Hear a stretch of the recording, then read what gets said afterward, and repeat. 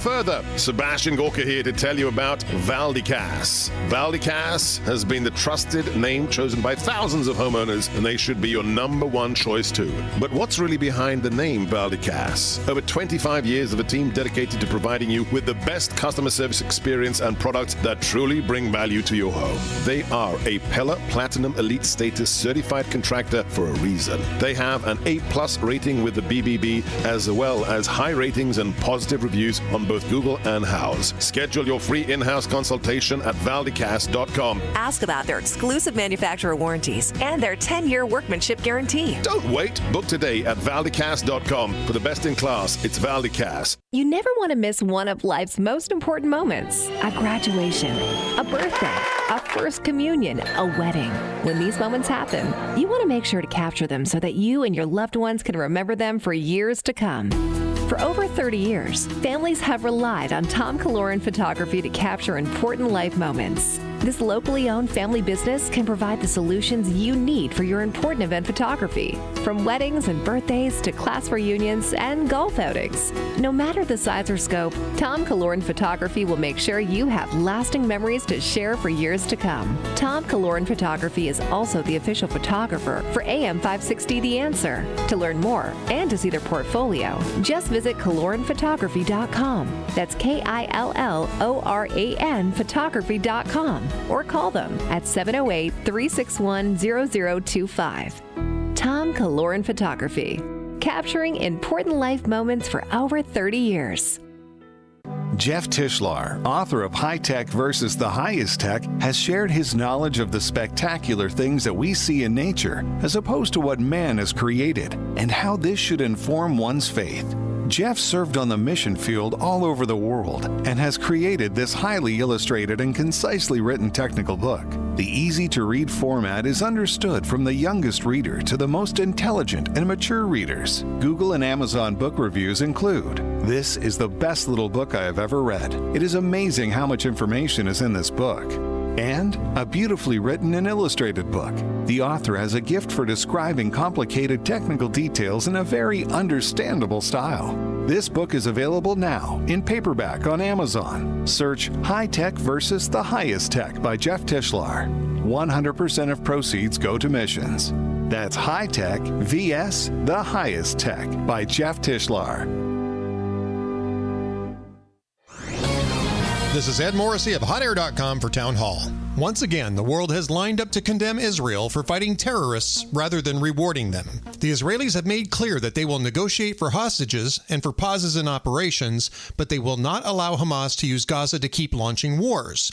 On October 7, Hamas broke the last of a series of 9 ceasefires with Israel since taking power in Gaza 17 years earlier. Every agreement followed offensive war operations by Hamas on Israel as part of their declared mission of annihilation. Israel accepted the most recent pause to exchange hostages, but made clear that it would not allow Hamas to remain in Gaza.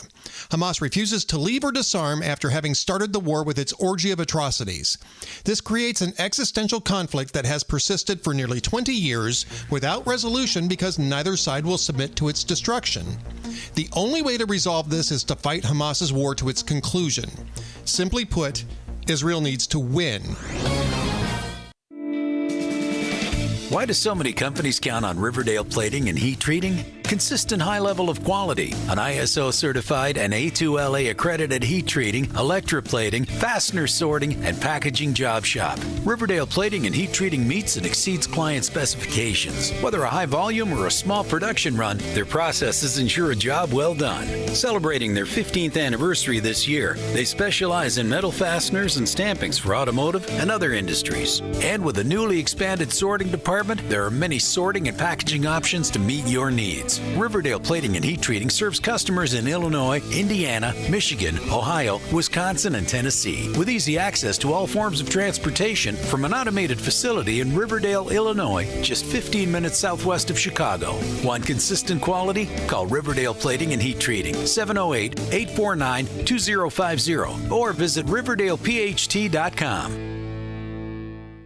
MyPillow is excited to announce that they're extending the mega sale on overstock clearance and brand new products. For example, save $40 on the new spring MyPillow bed sheets, any size and any color. Save 30% on their brand new My Crosses. They're designed in the likeness of the one Mike has worn every day for over 20 years. They come in men's and women's, and they're made right here in the USA. Get the 6-piece bath or kitchen towel sets for only $29.98. The initial quantities are extremely low, so get them now before they go. And the best-selling standard MyPillow, just $14.98. To take advantage of the mega sale 2.0, go to MyPillow.com and use promo code LIBERTY or call 800-489-0201. But that's not all. You'll get free shipping on orders over $75. Once again, call 800-489-0201 and use promo code LIBERTY, or visit MyPillow.com and use promo code LIBERTY.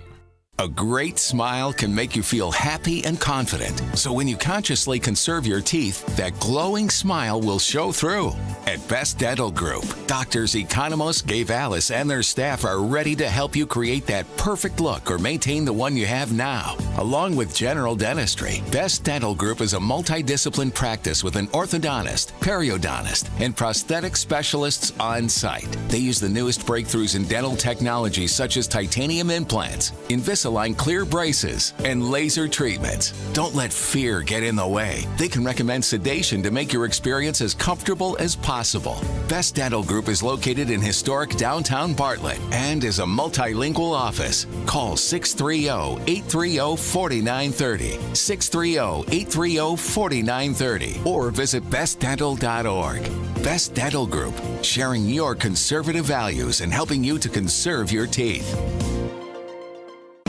Would you go to court without a lawyer when the other guy is lawyered up? Or are you going to go it alone and learn law and procedure as you go?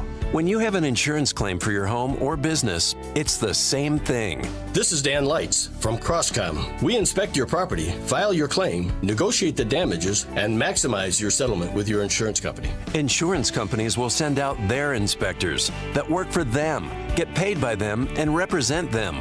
Not you. If we complete the repairs approved by your insurance company, our service is free. Crosscom Public Adjusters has turned denied claims into approved claims. We've also increased insurance claims anywhere from 23 to 1,000%, and we could do the same for you.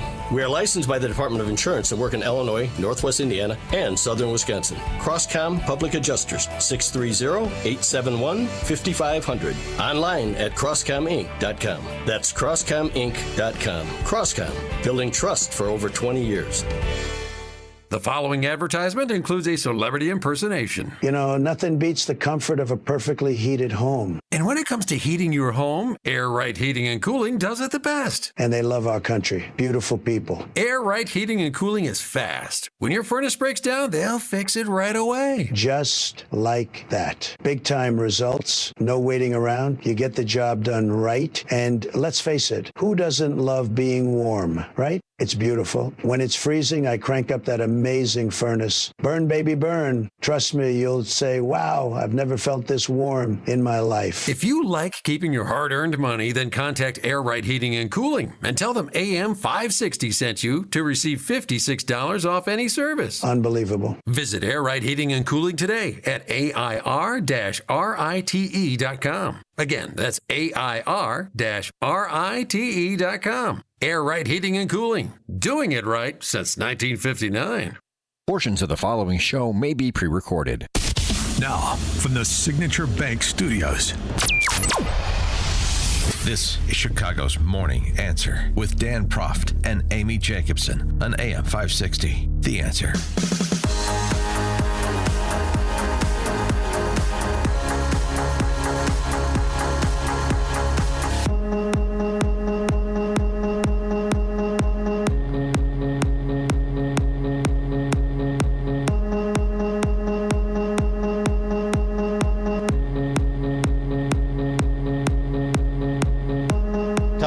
Dan and Amy. So a lot of action on the Hill yesterday. Let's start with an old conservative bugaboo, defunding NPR and PBS, getting media organizations off the state dole. This was the subject of a Doge hearing yesterday, and there were some fireworks. Of course, we'll get to fake eyelashes spice Jasmine Crockett because she's on that committee, so you knew there was going to be some ignorance about. And another guy who is really starting to raise his profile because of his antics in committee hearings, this guy Robbie Garcia from California. We'll get to that.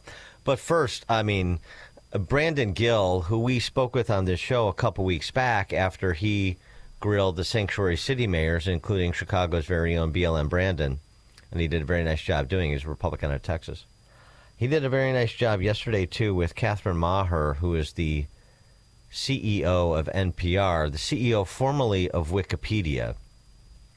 And we've talked about Catherine Maher before, because basically when she was, I don't know if you want to call it being elevated to PBS, but to NPR, I mean, she was selected as the CEO of NPR before at Wikipedia. She gave a TED Talk back in the day, and this was the sort of the philosophy that we know is infused in Wikipedia per the criticisms of one of its co-founders. And that must have been attractive to state-run media over at NPR. Catherine Maher's TED Talk. But one of the most significant differences, critical for moving from polarization to productivity, is that the Wikipedians who write these articles aren't actually focused on finding the truth. Oh, that's They're nice. working for something that's a little bit more attainable, which is the best of what we can know right now. And after 7 years there, I actually believe that they're onto something. That for our most tricky disagreements, seeking the truth and seeking to convince others of the truth isn't necessarily the best place to start.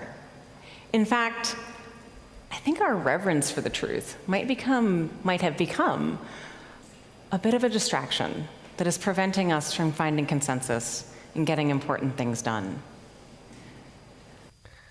Yeah, our reverence for the truth is a distraction to getting things done because the highest order, the top priority is not truth, it's consensus. Well, you won't be surprised then by this exchange if you missed it.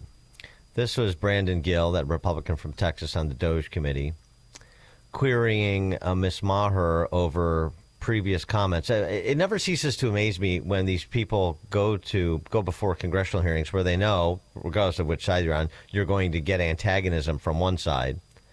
And whatever you have written or said in the past that has been of any note, has generated any controversy, it's going to come back at you.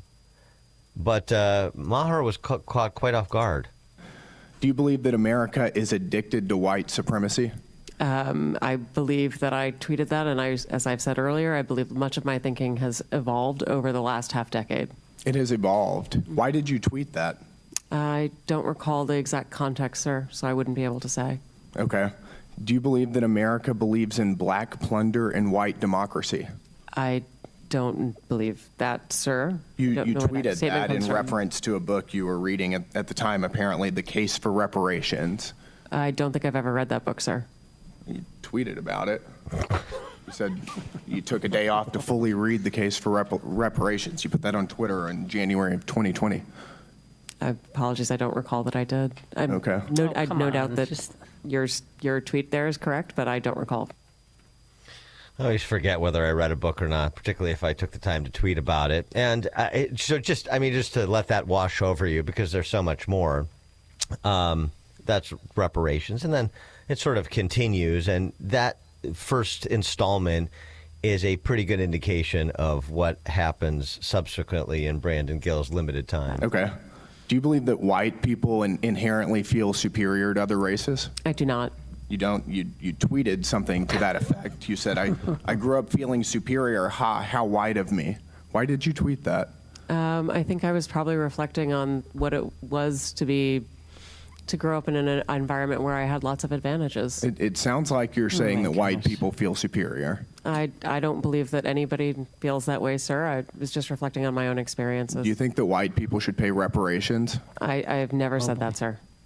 Yes, you did. You said it in January of 2020. You tweeted, yes, the North, yes, all of us, yes, America, yes, our original collective sin and unpaid debt, yes, reparations, yes, on this day. I don't believe that was a reference to fiscal reparations, sir. What kind of reparations was it a reference to? I think it was just a reference to the idea that we all owe much to the people who came before us. That's a bizarre way to frame what you tweeted. Okay, how much reparations have you personally paid? Sir, I don't believe that I've ever paid reparations. Okay, it's just for everybody else. I'm not asking anyone Seems to pay to be what you're reparations, sir. suggesting.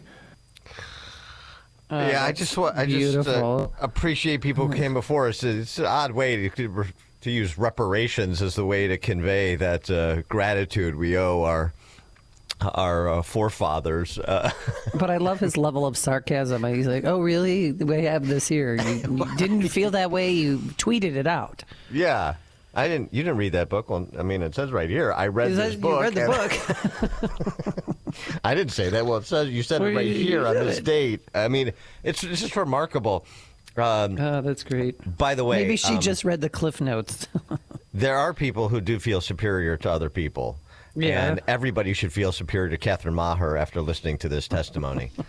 Do you believe that looting is morally wrong? I believe that looting is illegal, and I refer to it as counterproductive. I think it should be prosecuted. Do you believe it's morally wrong, though? Of course. Of course. Then why did you refer to it as counterproductive? It's a very different way to describe it. It is both morally wrong and counterproductive, as well as being illegal. You tweeted, it's hard to be mad about protests in reference to the BLM protests, not prioritizing the private property of a system of oppression. You didn't condemn the looting. You said that it was counterproductive. NPR also promoted a book called In Defense of Looting. Do you think that that's an appropriate use of taxpayer dollars? I'm unfamiliar with that book, sir, and I don't believe that was at my time You at tweeted NPR. that you read that book. I don't believe that I did. don't know that Go book. again. You said you read it. Yeah, but I completely forgot it. Right. No, I of course looting is wrong. When I said that it's hard to get, whatever the words to this effect, it's hard to get worked up about the prioritization of private property in this system of oppression, I wasn't saying that looting's okay. Well, it sure sounds like you were. Like it. Got a text message. Oh, sorry, go on. This is one of the the leading lights of the news industry. We're to believe. This is from Wikipedia to PBS. Remarkable. Text message, Dan and Amy, wasn't a question asked to her how many Republicans are on her staff? I didn't hear that part. Well, part of the entertainment of the PBS CEO Catherine Maher and the NPR CEO. I mean, the NPR CEO, I keep confusing the two. But what's the difference, really? Radio and TV, basically. NPR CEO Catherine Maher and the PBS CEO, who we'll get to, who is Catherine Zegler. I'm turning into Amy here with the name. Make sure I got that right. Paula Kerger. I'm off on you. Paula Kerger. Paula Kerger is the CEO. For your scorecards at home, Paula Kerger is the CEO of PBS. Catherine Maher is the CEO of NPR. Okay. All right, reset the table. But one of the arguments that they make all the time, and I wish this would have been explored a little bit more, is at the same time they're fighting tooth and nail for every penny of other people's money they can get. They're saying that the government money, taxpayers' money, is not essential to our operations. They sort of, on one hand, dismiss it as de minimis. On the other hand, it's a great offense were that money that they say is de minimis to be taken away. They say it's not material, and yet they go before a Doge committee to get hammered because it isn't material. Well, so I'm just confused what the pro-government media argument is. Is this money, other people's money, essential or is it non-essential? We'll take your calls and get over to that PBS CEO and some of the antics of the left during that Doge committee hearing at 5:38. And later, Dan, our family's been doged, and we need your help. But now let's head into the newsroom. Nikki Whaley, good morning. Good morning. It's 43 degrees in Chicago in the AM 560. The Answer Newsroom. I'm Nikki Whaley. President Trump is imposing new tariffs on cars. On Wednesday, Trump signed an executive order putting 25% tariffs on foreign-made cars and trucks. He said the order aims to increase domestic manufacturing of cars and auto parts. He added that buyers will be able to deduct the interest on their car loans if their vehicles was made in America. Trump claims that the tariffs will bring between $600 billion and $1 trillion into the U.S. within the first year. 3 people are in custody after they're accused of leading police on a pursuit in a stolen SUV on the north side. Police say the pursuit began early Wednesday morning in the 300 block of West Fullerton when officers spotted a stolen vehicle. The driver of the SUV took off as police tried to make a traffic stop. The vehicle crashed into a concrete post. The suspects were taken to the hospital in good condition. A pair of guns were recovered from the scene. News is the service of Valic Cass Windows. For the discerning homeowner looking for high-quality and professional-level window replacement service, contact Valic Cass Windows. The award-winning Platinum Elite Pella certified contractor. Visit ValdicCass.com. A check of the roads coming up in 2 minutes on AM 560, The Answer. Mike Gallagher says there will be growing pains. When you cut your wasteful spending, look at it in your own life. If you go from spending like a drunken sailor to putting yourself on a budget, it's going to hurt. You're used to all the things you got when you were spending like a drunken sailor.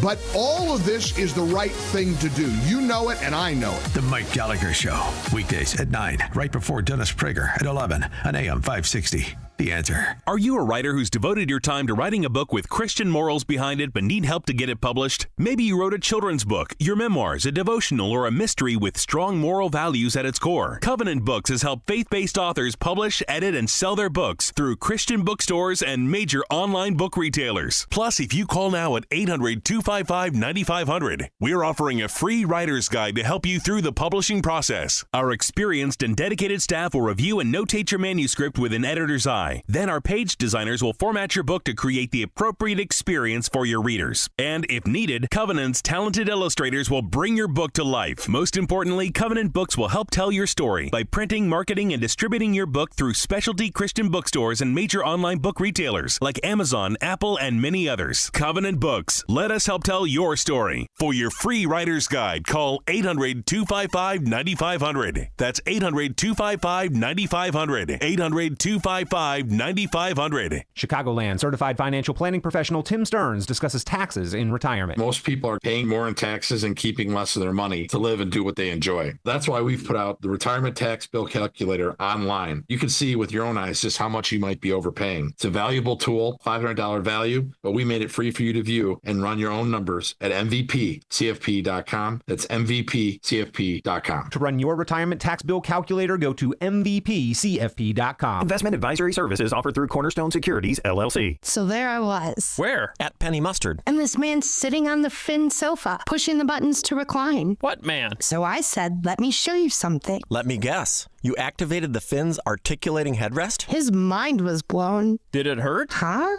When he blew his mind. He's fine. Who's fine? Come try the Finn sofa with hand-blown fiber seats, articulating headrest, and hundreds of fabric and leather options, starting at $53.10 at Penny Mustard. 7 locations throughout Chicagoland. PennyMustard.com. Are you looking for an easy way to get a daily detox? Active Liver is available in both a delicious gummy or tablet. Find at CVS, Amazon, or NewNordicUSA.com. Taking a look at the Team Hoffberg Traffic Center. No delays on the Edens inbound from Lake Cook to Montrose, either inbound or outbound. And on the Kennedy from Montrose to the Burn interchange, about 7 minutes, no delays there. On the outbound side, no delays on that area. Also still looking good on the Eisenhower inbound from Wolf to the old post office, about 12 minutes. Outbound, it's about 12 minutes as well. On the Stevenson from the Tri-State 2 out to about Lakeshore Drive, about 15 minutes, no delays. Outbound, same thing, about 14 minutes. Traffic is a service of the AM 560 store. Order t-shirts, hoodies, and more from your favorite AM 560 brands, including Prof University and the Sean Thompson Show when you go to 560theanswer.com/store. Chicago's Morning Answer continues next, but now a quick check here forecast from the National Weather Service. Clouds, a straight shower this morning. Breezy afternoon, high 57. Clouds and rain tonight, thunderstorm late. Gusty winds, small hail could come with a downpour, low 49. For tomorrow, shower and thunderstorm. Clouds and sun by afternoon, high 76. I'm Steve Williams on AM 560. The Answer. Get the latest weather, traffic, and news updates online at 560theanswer.com. Now, from the Signature Bank Studios. If you're looking for the latest news, insight into what it means, and the sharpest opinion, there's only one station in Chicago where you can turn, and it's this one. We're AM 560, The Answer. Top of the morning, Dan and Amy talking about the latest effort in the long struggle to try to get NPR and PBS off the government dole. Reagan tried this in the 80s. Right. And how'd that go? Didn't get it done. Trump weighed in on this. I mean, if it doesn't get done in the Doge era, will it ever get done? And it is interesting and important because small things are representative of big things. Can you get something that so obviously is inappropriate, government-funded media? Can you get them off the dole to sink or swim based on their programming, like every other private media organization? I think it has added importance in this era of the censorship industrial complex as well, because you have proponents have said, as the leads of those organizations. Here's what Trump had to say when queried about the future of NPR and PBS. Well, I would love to do that. I think it's very unfair. It's been very biased with the whole group. I mean, a whole group of them. And frankly, there's plenty of, look at all the media you have right now. There's plenty of coverage. I was from a different age, and they spend more money than any other network of its type ever conceived. So the kind of money that's being wasted, and it's a very biased view, you know that better than anybody. And I'd be honored to see it end. And, look, some of the programming at present and throughout its history is great. And a lot of it is dreck. And, of course, the news programming is awful. And it's always been left, even going back to McNeil Lehrer. And now it's just exponentially more left than it was. But the point is, say, a Ken Burns documentary can probably make money for a news organization, for a news station. Of course. Maybe, a Brandon Burke concerto series can too, like Firing Line did back in the day. There are programs that work. I mean, some of the programming they have now is certainly marketable in the private sector, like Sesame Street, has great brand. So, Are you kidding me? That's $1 billion business. Sesame Street, when all the toys and on for sale. I mean, that's a moneymaker. Right. So put yourself to the market test, and you'll see what makes money and what doesn't, and that will inform the decisions you make when it comes to programming. What's wrong with that? 312-642-5600 is our turnkey.pro answer line. You can also text us on that very same line. Especially when, I know they're being dishonest, but, it's we only get 1% of our money from the federal government, or they come up with these. It's not. It's a small percentage. Well, if it's so de minimis, then just give it up. But it's actually not de minimis. Looking at 2020, NPR received 8% of their revenue from federal appropriations via the Corporation for Public Broadcasting. They also got 10% from colleges and universities, another 5% from federal, which are publicly funded or significantly publicly funded. So 10% from universities, another 5% from federal, state, and local governments. So in total, that's 23% of their revenue, not 1%. 23% of their funding, yeah, not 1%. PBS, it's even more. 15% of its revenue from the federal government, 13% from state governments, 3% from local, 8% from universities. That's a total of 39%. So it is a significant source of their funding. It's not the majority of it, but it's significant. But you're telling me, particularly in an era where we're now $37 trillion in debt, that we can't ask NPR and PBS to get off the dole, and if they want to peddle leftist dreck, then they do so in the private marketplace with private financing. I don't understand why that is so onerous. But, of course, it generates the save Big Bird hysteria that Reagan had to face 40 years ago, and that sort of demagoguing of the issue worked. In 2022, Sesame Street Workshop generated $271 million in revenue. Yeah, right. Whew. No, of course that's Big Bird should look so sad. That's a cash cow. Yeah. You watched that when you were a kid. Oscar shouldn't be so grouchy, right? Yeah. What character did you identify with on Sesame Street? A Snuffleupagus. So I love that guy. Or that thing, whatever that was, elephant. Yeah, that's what he was. He was an elephant. Well, yeah, a trunk. That thing. Yes.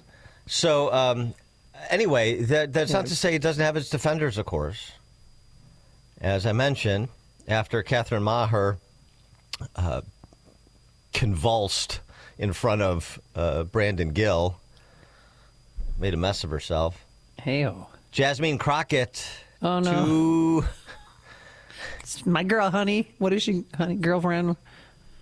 Yeah, honey baby. Jasmine Crockett to the defense of one Catherine Maher. And, of course, before she even gets to Maher, pay special attention to this. Without providing 23% of NPR's revenue and 39% of PBS's revenue. Mm-hmm. This is the argument by an officer of the court, Jasmine Crockett.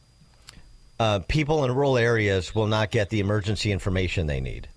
Americans in rural communities would lack access to life-saving information and public safety alerts. That is correct. So in your opinion, would eliminating funding for stations in rural America like WNGH, Channel 18, and the Chairwoman's District hurt Americans?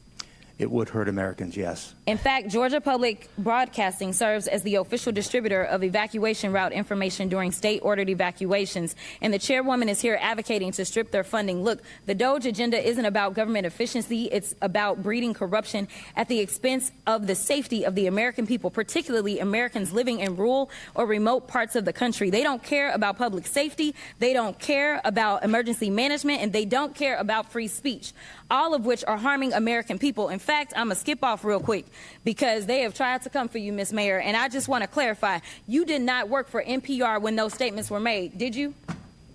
That is correct, Madam. And to be clear, free speech is not about whatever it is that y'all want somebody to say. And the idea that you want to shut down everybody that is not Fox News is bullshit. We need to stop playing because that's what y'all are doing in here. Playing? She's a class act. She's also a dizzying intellect. So, number one, I mean, emergency alerts. And so people have, I don't know if Jasmine Crockett has been updated. You get on your phones these days. In addition to the other myriad news outlets, social media sites, and accounts that are quite popular. She probably thinks people don't have phones. Provide that specific information. The idea, again, we need to provide NPR with 23% of its budget. We need to provide PBS with 39% of its budget, or people in rural areas won't get the information they need in an emergency. That is one of the arguments. You want to talk about reaching. And then in terms of silencing anybody, first of all, it doesn't matter whether Catherine Maher made the comments that she made as NPR CEO or Wikipedia CEO or whatever. She's the NPR CEO now, and those are her viewpoints. And that doesn't inform her programming choices. That's the point, of course, that Jasmine Crockett either doesn't understand or doesn't want to. And it's interesting she brought up silencing, though. I'm glad she did. Because here's Catherine Maher, her buddy, on just that, censorship.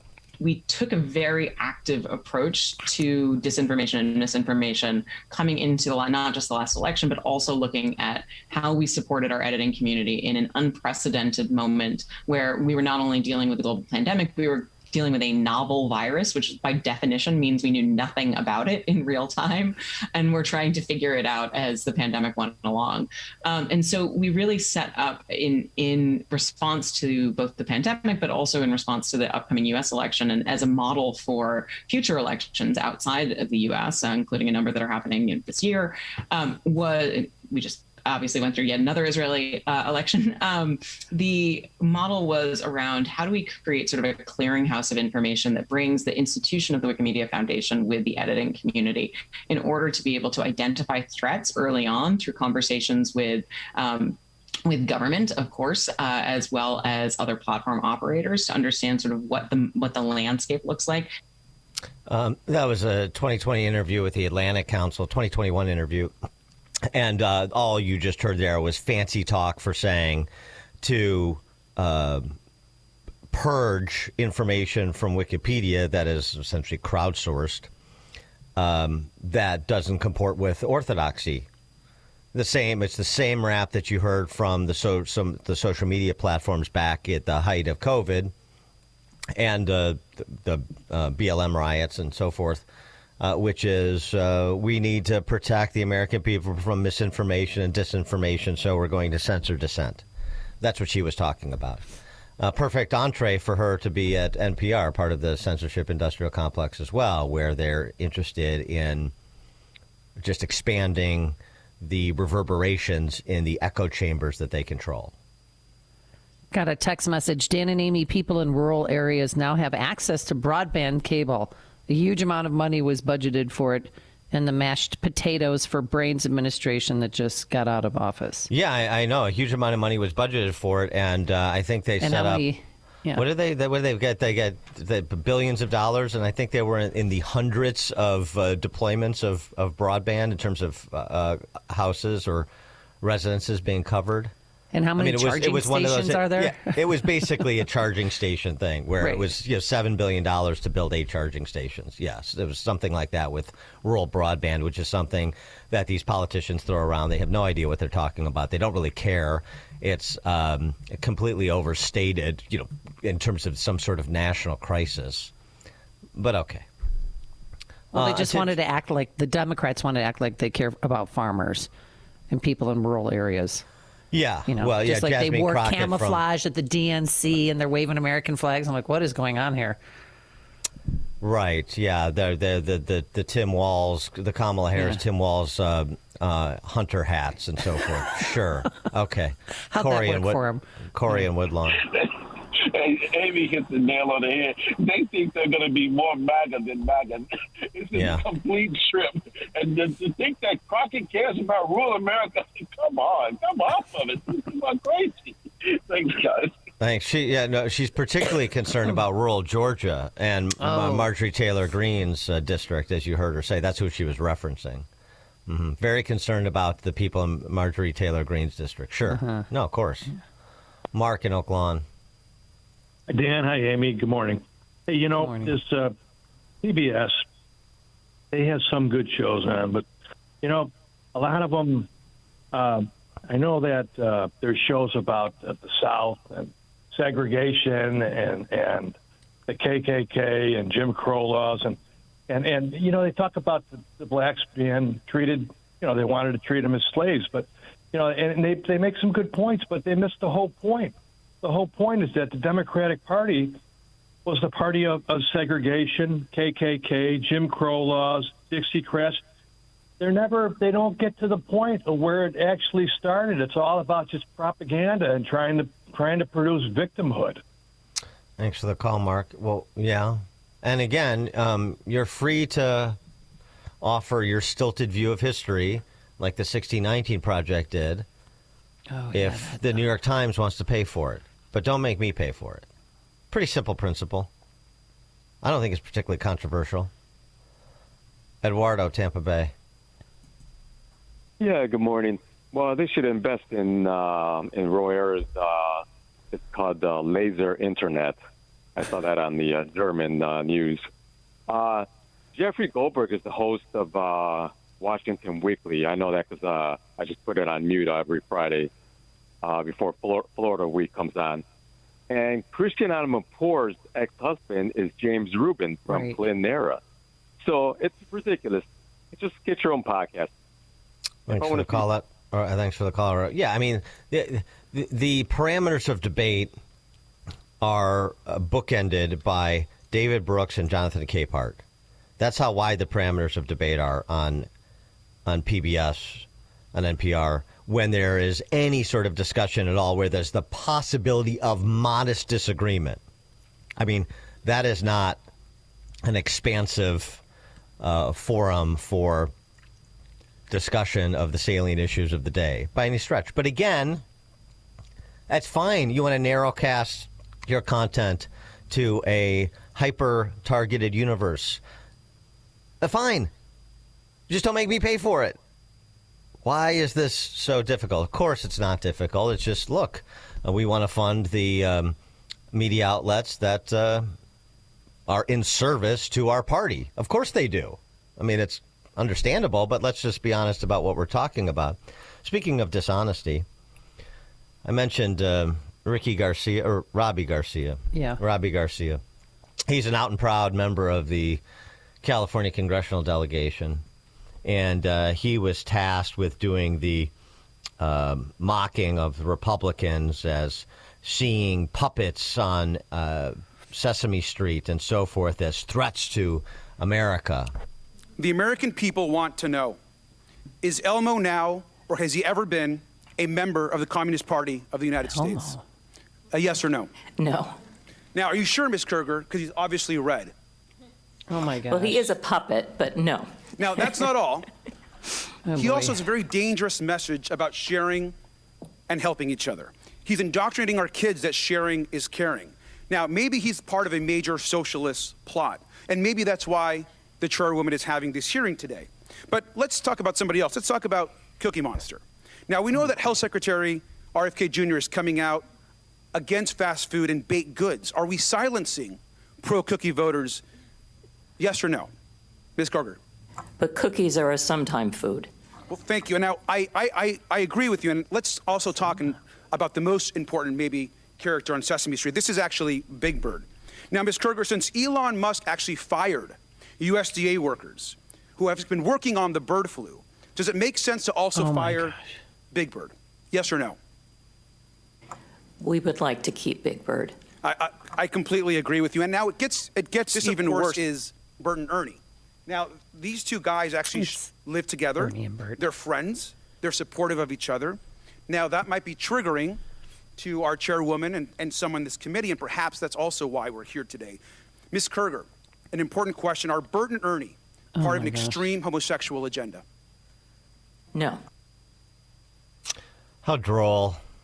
Isn't that clever? And with pictures of Elmo and Big Bird and Bert and Ernie and the Cookie Monster held up to see how ridiculous this is. And my response to Robbie Garcia is real simple, as I just said. Hey, Robbie, you like Bert and Ernie? Look, then you pay for Bert and Ernie. Right. You can have Bert and Ernie. You can have a show where Bert and Ernie sodomize each other. That's fine. Okay, thanks, Dan. That's fine. That's fine. Just don't make me pay for it. I don't want to pay for any of it. That's all. As Amy just mentioned, this is a successful franchise, Sesame Street. They've made billions since 1969. Anyway, yeah, obviously. So what is the problem?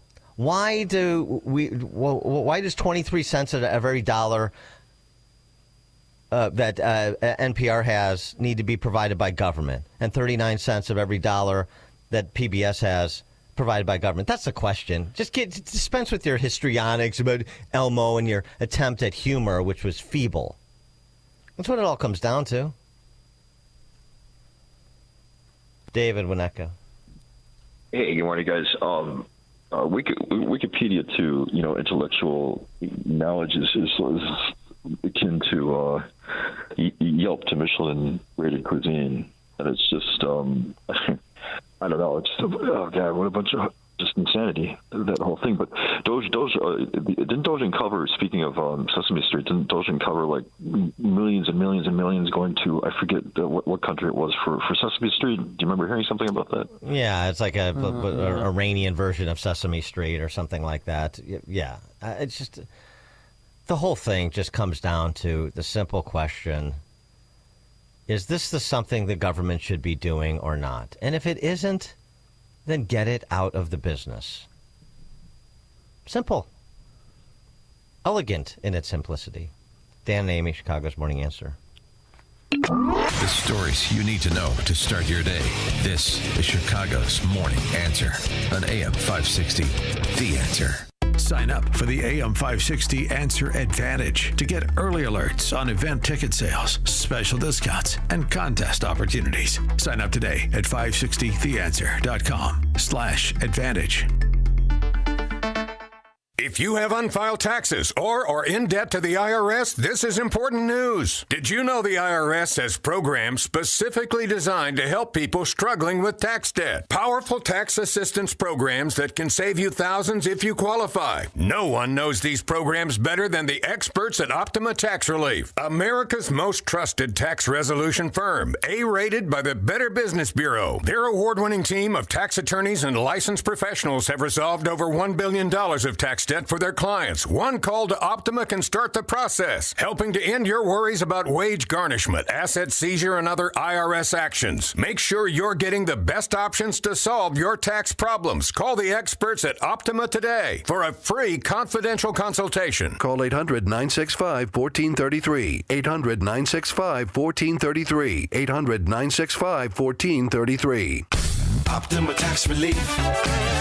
Some restrictions apply. For complete details, please visit OptimaTaxRelief.com. Enjoy uninterrupted programming from Dan Proft and Amy Jacobson around the clock, all day, every day, including daily replays of Chicago's Morning Answer on Dan and Amy 24/7. Listen now at danandamy247.com. AM 560, The Answer. All right, coming up on Chicago's Morning Answer. At 6:06, were they updates on attack plans or war plans? The latest on the blinking signal scandal at 6:06. And information on what they should have done. Today, it's going to be showers, partly sunny skies, otherwise a high near 56 degrees. And then Friday, showers, a high near 74. It is now 6 a.m., WIND, Chicago. Pushing back on the Signal group chat controversy. I'm Dave Anthony, Fox News. I think it's all a witch hunt, that's all. I think it's a witch hunt. I wasn't involved with it. I wasn't there. And President Trump says the military strikes being discussed in that chat, hitting Houthi rebels in Yemen, were unbelievably successful. But the issue remains how a journalist was mistakenly invited into that chat. Fox's Jennifer Griffin reports from the Pentagon. Current and former military officials tell me these operational details shared in an unclassified setting would be considered a breach in national security, often resulting in punishment for the service member who releases them. The texts were posted by Defense Secretary Hegseth 2 hours before the airstrikes began. Now, Democrats want a full investigation. Senator Roger Wicker, chair of the Armed Services Committee, is calling for an expedited Inspector General review. Days before reciprocal tariffs take effect targeting countries that charge for American exports, President Trump announces a new one. What we're going to be doing is a 25% tariff on all cars that are not made in the United States. Auto parts that are imported will also face that tariff starting April 3rd, and the president says it'll boost U.S. manufacturing long term, but it could lead to more retaliatory tariffs from Canada and the European Union. More legal setbacks for the president. An appeals court has refused to block a judge's order that tens of thousands of fired federal workers be rehired. Another appeals court kept in place a block on using the Alien Enemies Act to deport migrants without hearings. The court declined to issue a stay on the lower court's temporary restraining order, noting due process protection concerns for those targeted for deportation. That's Fox's Chanley Painter. And that judge had ordered 2 flights of alleged Venezuelan gang members turn around, but they did not. And Homeland Security Secretary Kristi Noem visited the jail in El Salvador where they are now housed. If you come to our country illegally, this is one of the consequences you could face.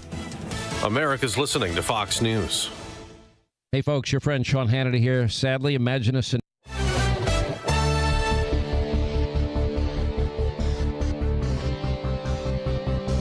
Good morning. It's 43 degrees in Chicago in the AM 560 The Answer Newsroom. I'm Nikki Whaley. The Department of Homeland Security is ending its federal protections for some 530,000 Cubans, Haitians, Nicaraguans, and Venezuelans admitted into the U.S. legally under a Biden-era program.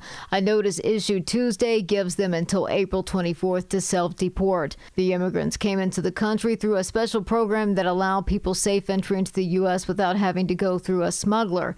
The program also required sponsorship through a U.S. citizen or permanent resident. That move is already being challenged in court. There's a lot of uncertainty after the president imposed new tariffs on automobiles. On Wednesday, Trump signed an executive order putting 25% tariffs on foreign-made cars and trucks that go into effect on April 2nd. He said the order aims to increase domestic manufacturing of cars and auto parts. Thing is, this is going to cost folks who own imported vehicles a lot more money to fix their cars. Someone is sitting on a pile of cash after winning the lottery in Illinois. Officials say a lottery player in DeKalb County won $349 million in Tuesday night's Mega Millions jackpot.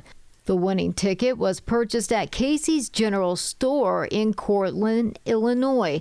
The retailer will receive a cash bonus of $500,000 for selling the winning ticket.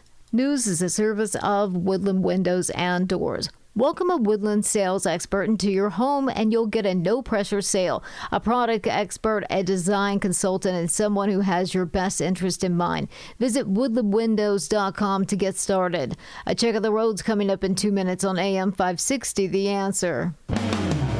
When you need to talk about what's happening today. Hey, can I talk to you for a second? There's one place you can come to. The Sean Thompson Show. Do it! Do it, I dare you. Do it! Get in the conversation. Everybody talks about that show. Sounds great, doesn't it? Weekdays starting at 4. This is easy. I like his honesty and his frankness. Every day I listen to him, I learn. He says what's on his mind. He's real. Best person out there to listen to. We're combating people who prefer the lie. He's Sean Thompson, only on AM 560. The Answer.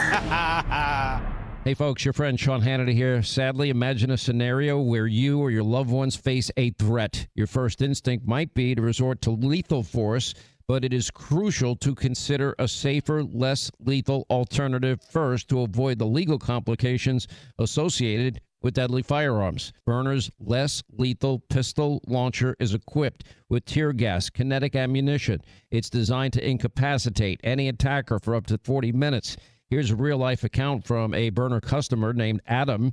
Now, Adam encountered a road rage driver who aggressively approached him. Adam dialed 911, armed himself with his Byrna launcher. He aimed the laser at the aggressor's chest. The driver returned to his vehicle and awaited the police. Byrna, it's legal in all 50 states.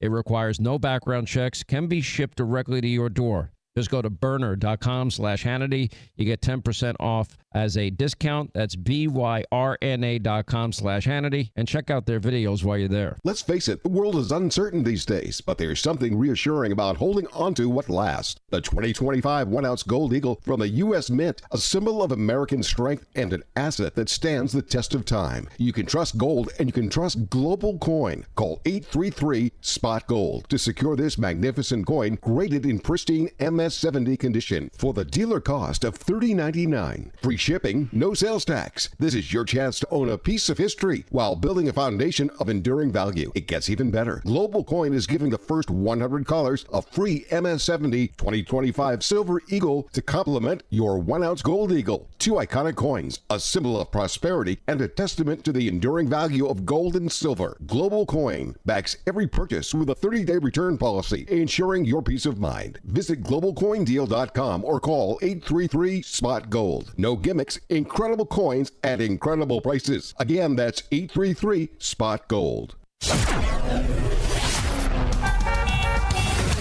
Taking a look at the roads from the Team Hochberg Traffic Center. The Edens inbound from Lake Cook to Montrose, about 15 minutes, no delay. Same thing on the outbound side. On the Kennedy inbound from Montrose to the Burn Interchange, no delays, about 8 minutes. And outbound from the Burn Interchange to Montrose, about 12 minutes, but a 2-minute delay. On the Eisenhower inbound from Wolf to the Old Post Office, 12 minutes. Outbound, it's about 13 minutes. On the Stevenson inbound from the Tri-State to Lakeshore Drive, 16 minutes, no delay. Same thing on the outbound side, about 15 minutes, no delay. Traffic is a service of Dan and Amy 24/7. You can now enjoy uninterrupted programming from Dan Proft and Amy Jacobson around the clock all day, every day, including daily replays of Chicago's Morning Answer. Listen now at danandamy247.com. Chicago's Morning Answer continues next, but now a quick check of your forecast from the National Weather Service. Cloudy skies, stray shower this morning, breezy afternoon, high 57. Clouds and periods of rain tonight, thunderstorms, some gusty winds and small hail could come with a downpour, low 49. Shower and a thunderstorm for tomorrow morning, partly sunny with the afternoon, high 76. I'm Steve Williams on AM 560, The Answer. Get the latest weather, traffic, and news updates online at 560theanswer.com. Now, from the Signature Bank Studios. This is Chicago's Morning Answer with Dan Proft and Amy Jacobson on AM 560. The Answer.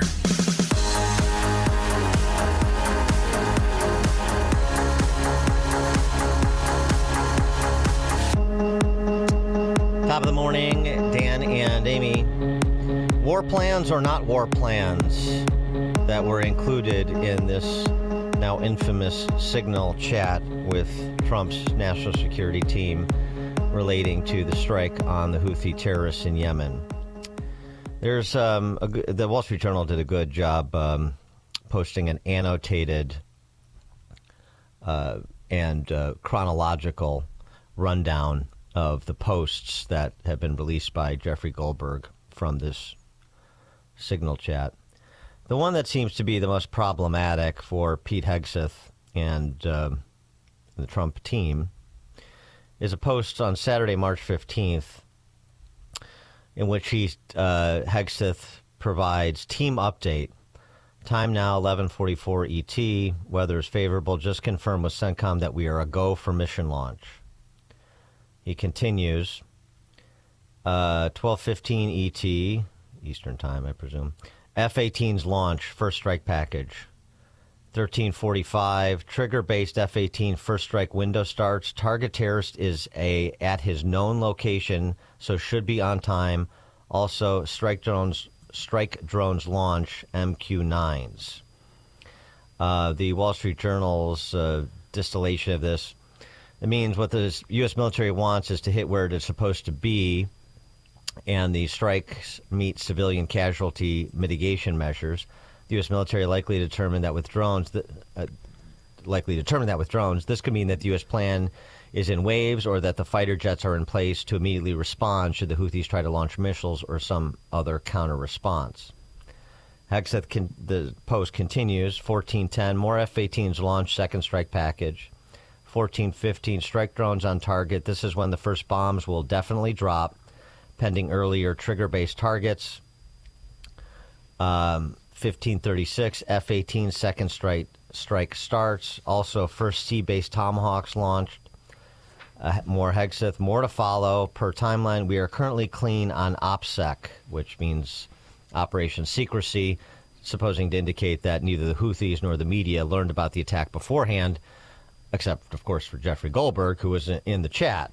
And then you get Godspeed to our warriors, and J.D. Vance says, I'll say a prayer for victory, and so forth. But the point is, those details that were provided, what Pete Hegseth terms an update, the sort of sensitive mission operation that had a enemy of America, Jeffrey Goldberg may fit that description, an enemy of America been privy to this, would that have killed the operation or jeopardized American men and women in uniform in some material way? Well, here's what Hegseth said yesterday. Nobody's texting war plans. Well, I noticed this morning out came something that doesn't look like war plans. And as a matter of fact, they even changed the title to attack plans because they know it's not war plans. There's no units, no locations, no routes, no flight paths, no sources, no methods, no classified information. You know who sees war plans? I see them every single day. I looked at them this morning. I looked at attack plans this morning. You know who does attack plans and war plans? Men like that admiral right there, Paparo for the Indo-Pacific, or Eric Kurilla, our general in CENTCOM. They do attack plans and war plans. And thank God we have those leaders who do it and do it well, and our enemies know it. My job, as it said atop of that, everybody's seen it now, team update is to provide updates in real time. General updates in real time, keep everybody informed. That's what I did. That's my job. The war fighters will take the fight to the enemy, and I love what they do. And with President Trump's leadership, our enemies are on notice. We will have peace through strength, and we'll keep putting our troops first.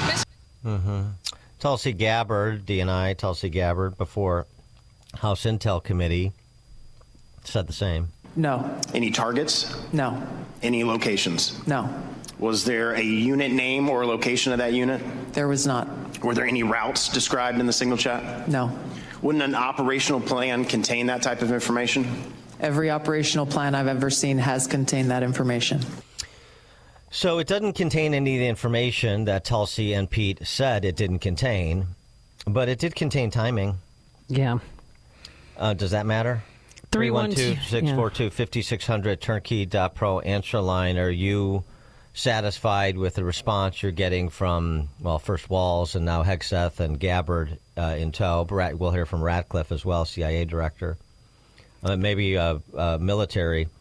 I don't pretend to be a military expert here, but just a common sense look at this is the timing of when strikes will be launched and which weapons will be used when. Is that something that you want to tip off the enemy? No, and what if you want to tip off the enemy to those details? Well, what if it didn't land in a journalist's hand? What if it landed in somebody else's hand? Real quick on Goldberg, I mean, he was very opportunistic because he waited for the House Intel Committee and he sat on this for 13 days and then released it because he knew there was going to be a hearing. But he's calling the administration, he's calling them all liars. What are they arguing, that an attack is different than a war? They put operational details of a forthcoming attack on a terrorist organization into Signal, into a Signal chat that included phone numbers that they didn't recognize. I don't even understand what that means. They're talking about attacking and killing terrorists using various weapon systems.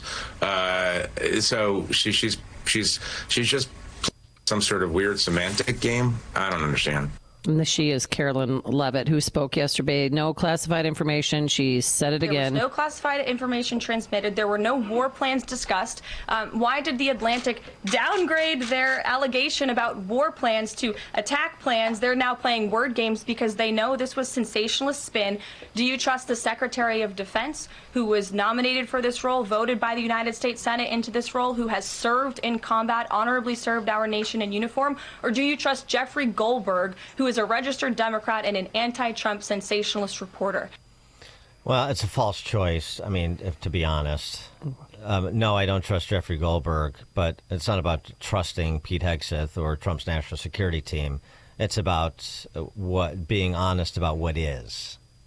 So the question is yes, as I said, all those things that Hegseth and Gabbard said were not included that may need to be included for it to be considered a actual war plan. They're right about that. Mm-hmm. But timing and weapons were included. Right. Whether that was classified, if it wasn't classified. Should it have been classified? Number one. Number two, is that something that you would want to broadcast. I mean, it's almost to some extent here. The question is, would you want this on the 6 o'clock news? Right. And the answer is, of course, no. And so, I'm just not really impressed with the damage control on this.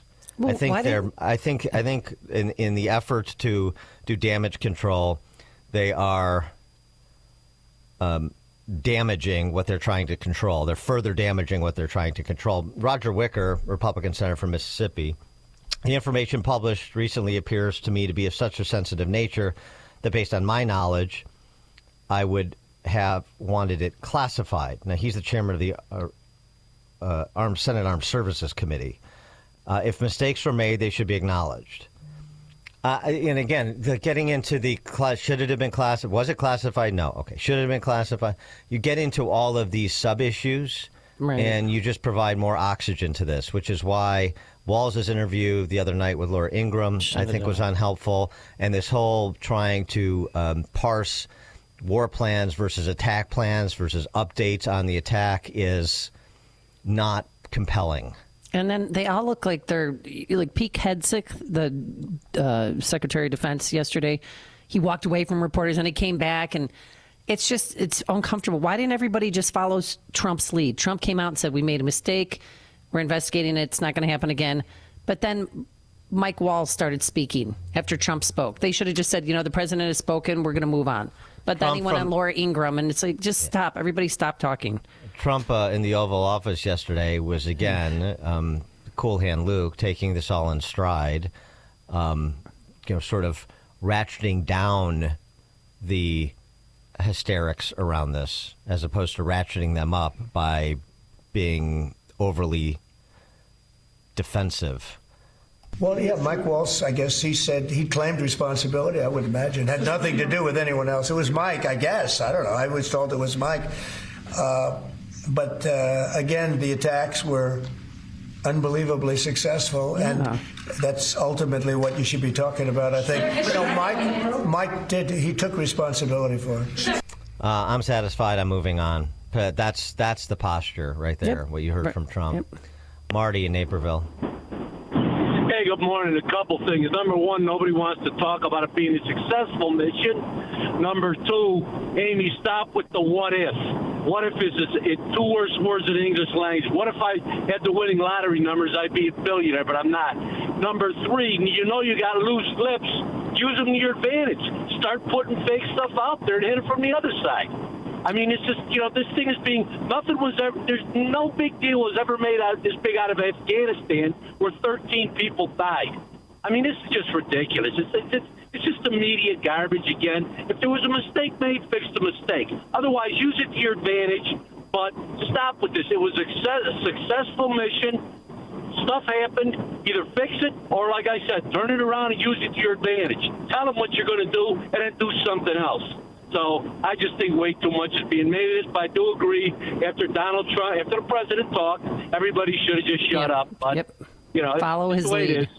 He's the president. Call, he's your boss. When he said, we made a mistake and it's done, and then they turned the cameras over to Mike Walz, and I would have just said, again, our president has spoken. Let's move on. But that didn't happen. And then they made the big, huge text message. They printed them out on giant billboard yesterday at the House Intel Committee for everybody to see it. And that's what happens when you make a mistake. Sometimes you got to face the facts and then move on. Don in Palm Desert, California. Good morning, Dan and Amy. I think everybody's missing something here. And Dan, you know these people pretty well from your experience. I believe this is fifth dimension chess. They did this whole thing on purpose. This is how they're able to find out who the leaker is and purge some fools who did all the mistakes on the text message. Well, there is no leaker. There is no leaker. I mean, thanks for the call, Don. What is this leaker business and finding out things and so forth? And this is all known. I mean, can we remind ourselves that we're the reality party? We say what is. We see a man and we say that's a man. We say a woman pretending to be a man and we say that's a man. We're the reality party. This is all laid out. This is not even being disputed by the principals here, and it's not redounding to their benefit. This is not something that affords the administration well. So, I mean, sometimes things are as straightforward as they appear to be. Sort of an Occam's razor here. By the way, one of the interesting things is on Thursday, March 13th, with respect to this chat room, you had people checking in. Mike Needham for state, J.D. Vance, Andy Baker for VP, for Tulsi Gabbard, Joe Kent for DNI, for Besant, Dan Katz for Treasury, for Hegseth, Dan Caldwell for DOD, Brian McCormack for NSC. So I say again, I know the Walt story is, we understand it, is there was a person who was supposed to be in the chat that was not in the chat, and that person somehow had been assigned Jeffrey Goldberg's cell number to be invited to the chat. Right. That's the NSA's story. Okay? So these people are checking in on the chat because it's not always the principal that's available, so it's the top deputy that they assign to this important discussion. So how do you go for as long as they went with a person that's supposed to be on the chat not checking in when all these other people are checking in at the outset of the conversation they're going to have? That's another question. And all these questions come because you're arguing about the media parsing words while you're parsing words, and you're getting into the weeds on these things rather than just saying the buck stops here with Mike Walls. Yeah. It is being addressed internally, as I said yesterday. The mission was a success. We're going to learn from this. We know that now, going forward, it's optimal to be in the Situation Room. We knew that before, but sometimes speed is necessary, or on a secure network. And we're going to, err on the side of caution, be more cognizant of erring on the side of caution and privacy going forward. And we're moving on. And that's the last comment I have to say about it. And this would have started to dissipate over the last 24 hours, even with the release of these additional messages from Goldberg. Instead, now they've ratcheted up, and it'll carry into the weekend.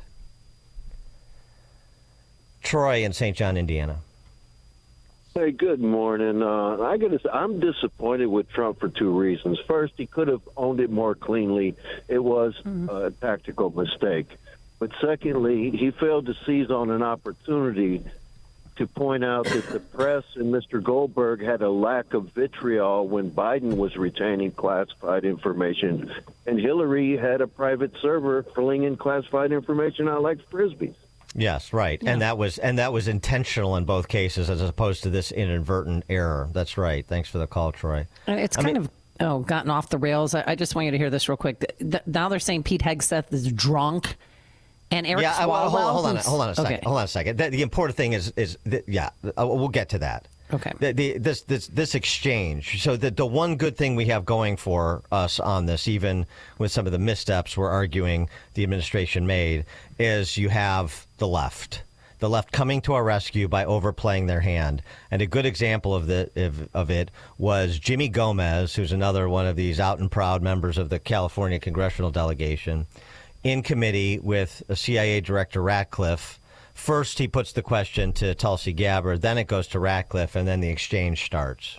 That a lot of people want to talk to is Secretary of Defense Hegseth.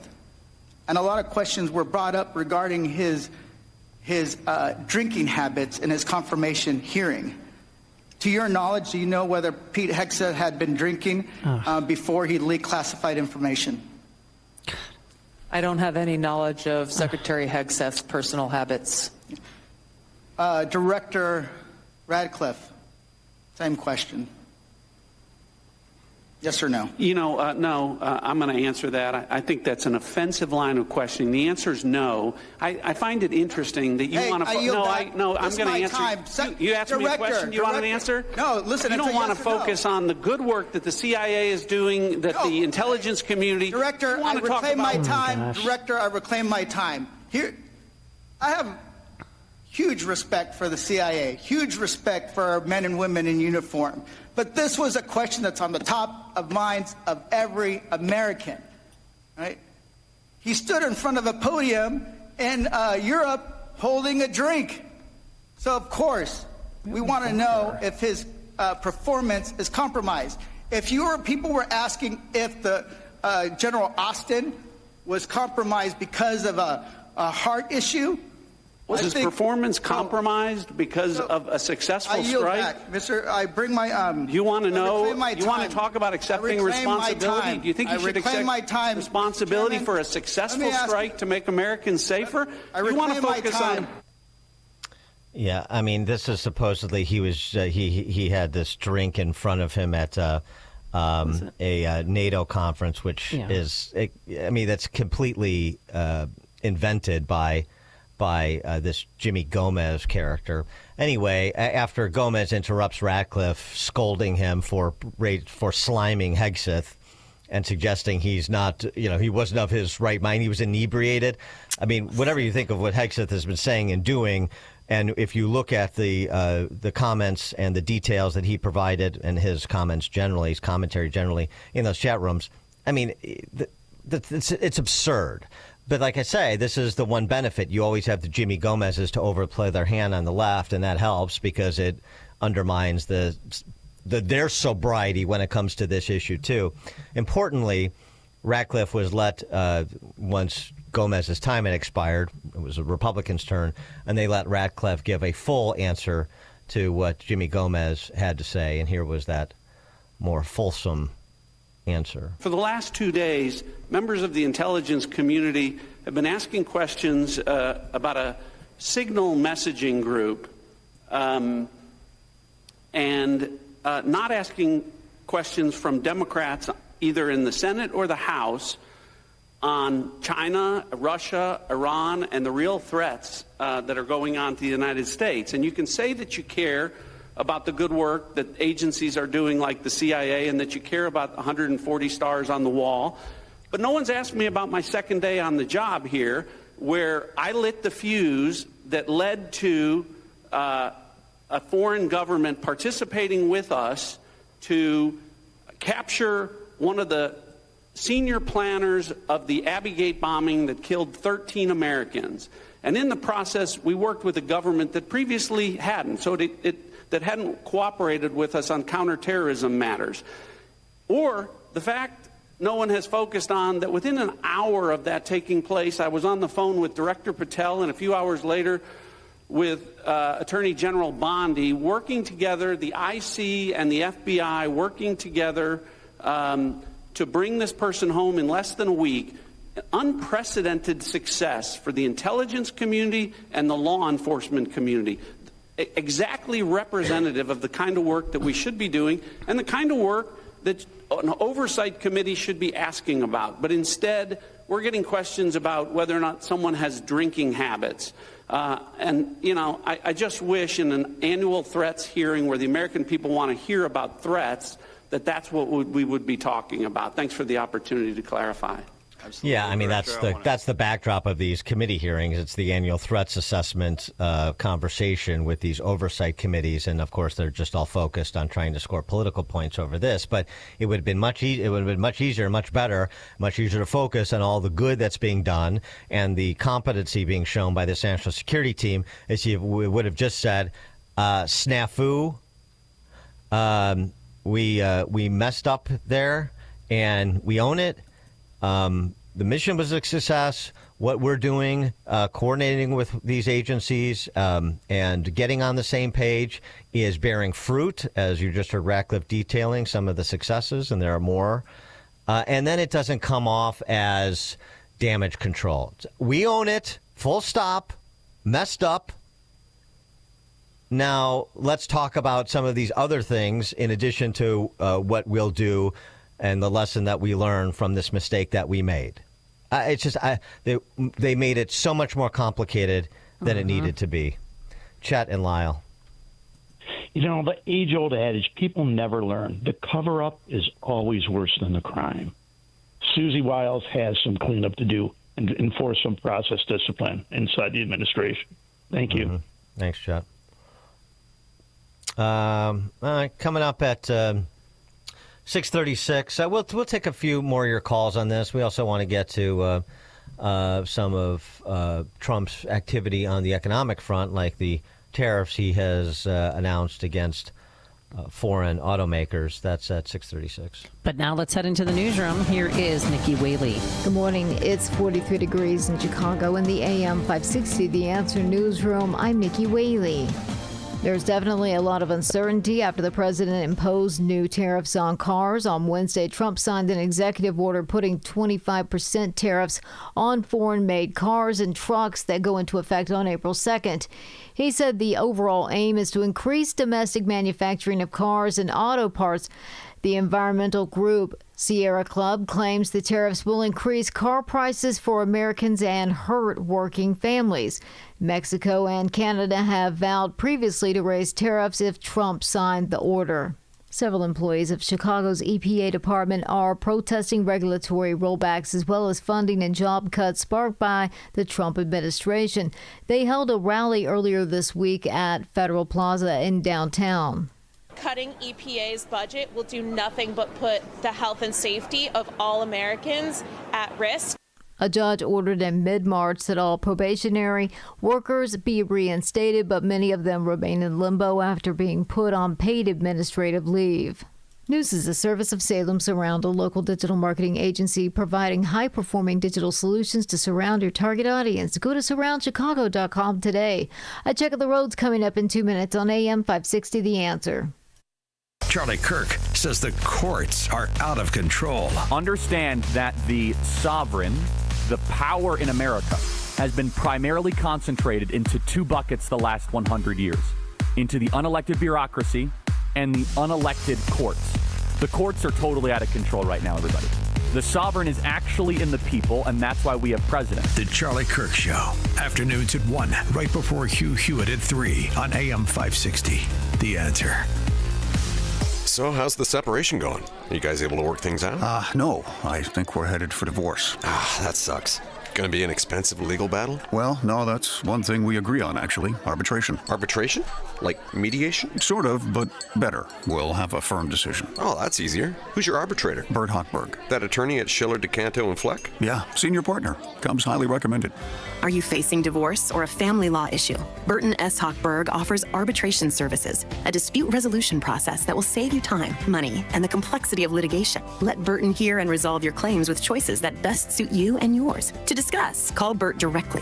Or even better, have your attorney call Bert at 773-255-6150. That's 773-255-6150. Again, 773-255-6150. No one knows arbitration like Bert Hochberg. Why go through a difficult divorce? Call Bert at Schiller, DeCanto, and Fleck, Chicago's preeminent family law firm since 1981. Virago is fending off viruses and making America healthy again. Hi, my name is Dr. Michael Huber. I'm one of the co-founders of Virago, the immune enhancement cocktail. Virago contains 23 natural ingredients that work synergistically to boost your immune system.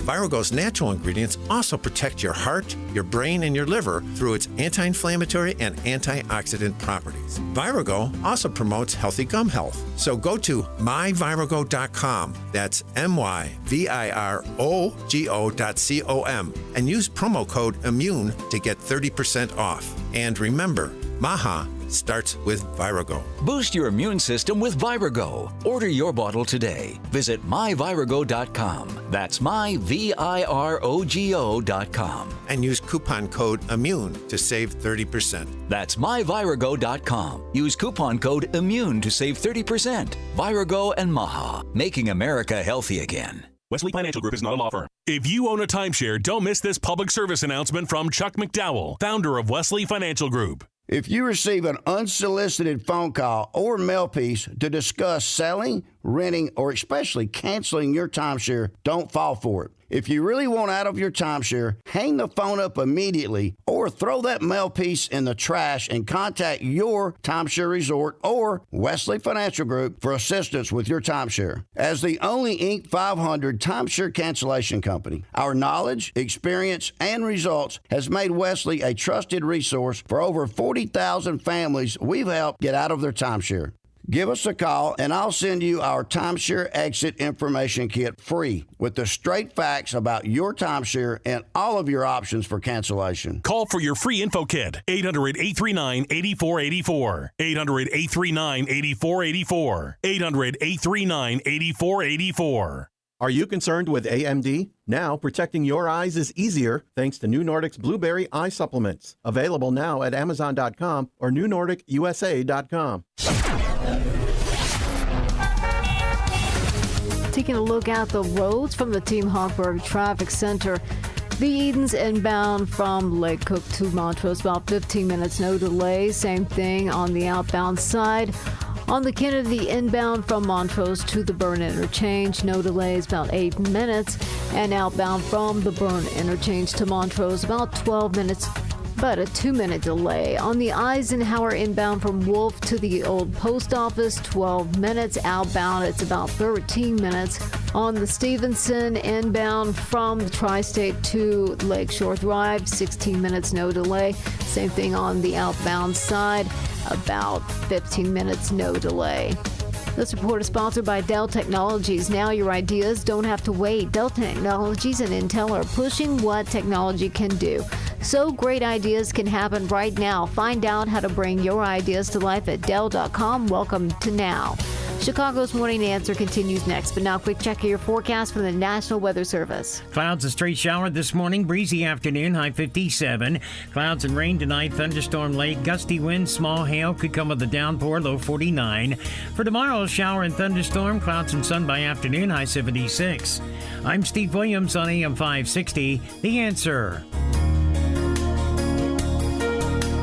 Get the latest weather, traffic, and news updates online at 560theanswer.com. Now, from the Signature Bank Studios. Only the biggest stories, only the biggest guests, and only the biggest opinions. This is AM 560, The Answer. Top of the morning, Dan and Amy. A couple more calls on the whole blinking signal scandal. Caroline Leavitt, as was mentioned, had to handle this from the press secretary's podium yesterday in the face of a hostile press corps.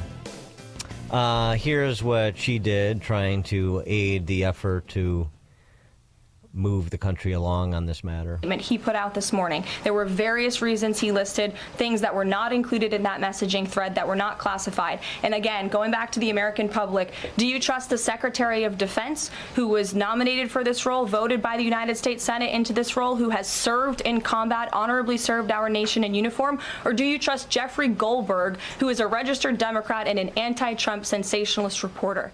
We are not going to be lectured about national security and American troops by Democrats and the mainstream media who turned the other cheek when the Biden administration, because of their incompetence, left 13 service members dead in Afghanistan, and not a single person in the previous administration was held accountable for that botched withdrawal. Joe Biden said, in fact, it was a great operation. That is despicable. It's unacceptable to this president and this Secretary of Defense. The National Security Advisor has taken responsibility for this inadvertent number being added to the messaging thread.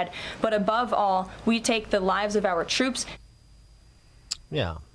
And, you know, I mean, there's you know, the other points being made. When you compare yourself to the previous administration, obviously you're going to look better. A tweet from Gillian Anderson, who's a publicist and producer.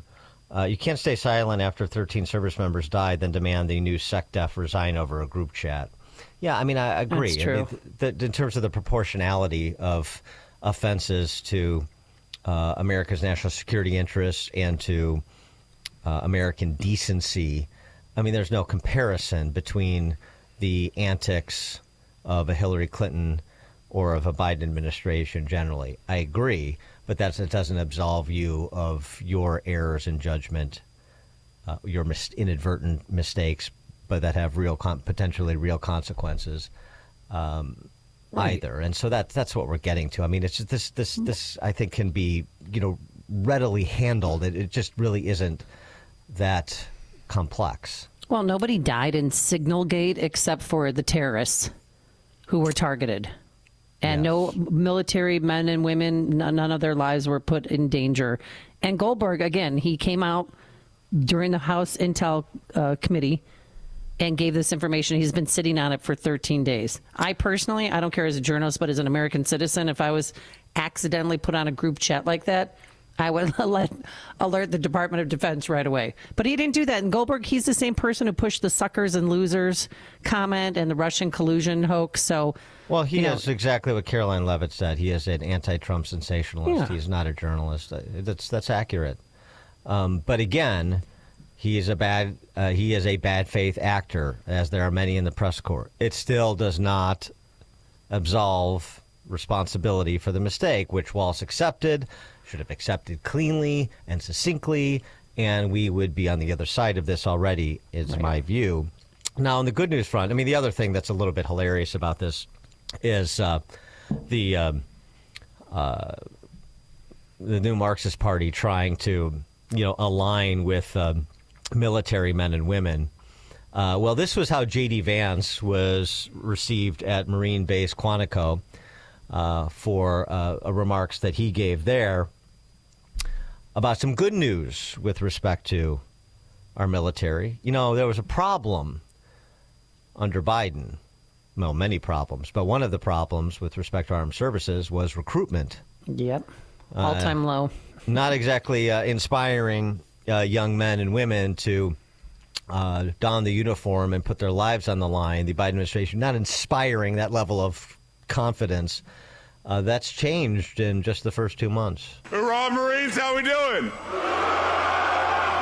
I got some good news. Over the last few years, some of the military branches had some recruitment problems. Not the Marine Corps, actually. The Marine Corps was the one branch that consistently met its recruitment goals, and that probably has something to do with the fact that the Marine Corps is a little bit smaller, as you all know.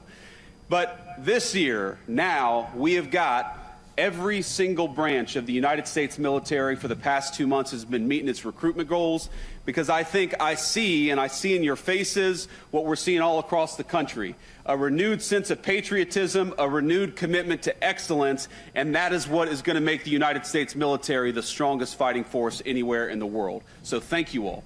Thank you for being part of it. Thank you for being part of 250 years of great American tradition.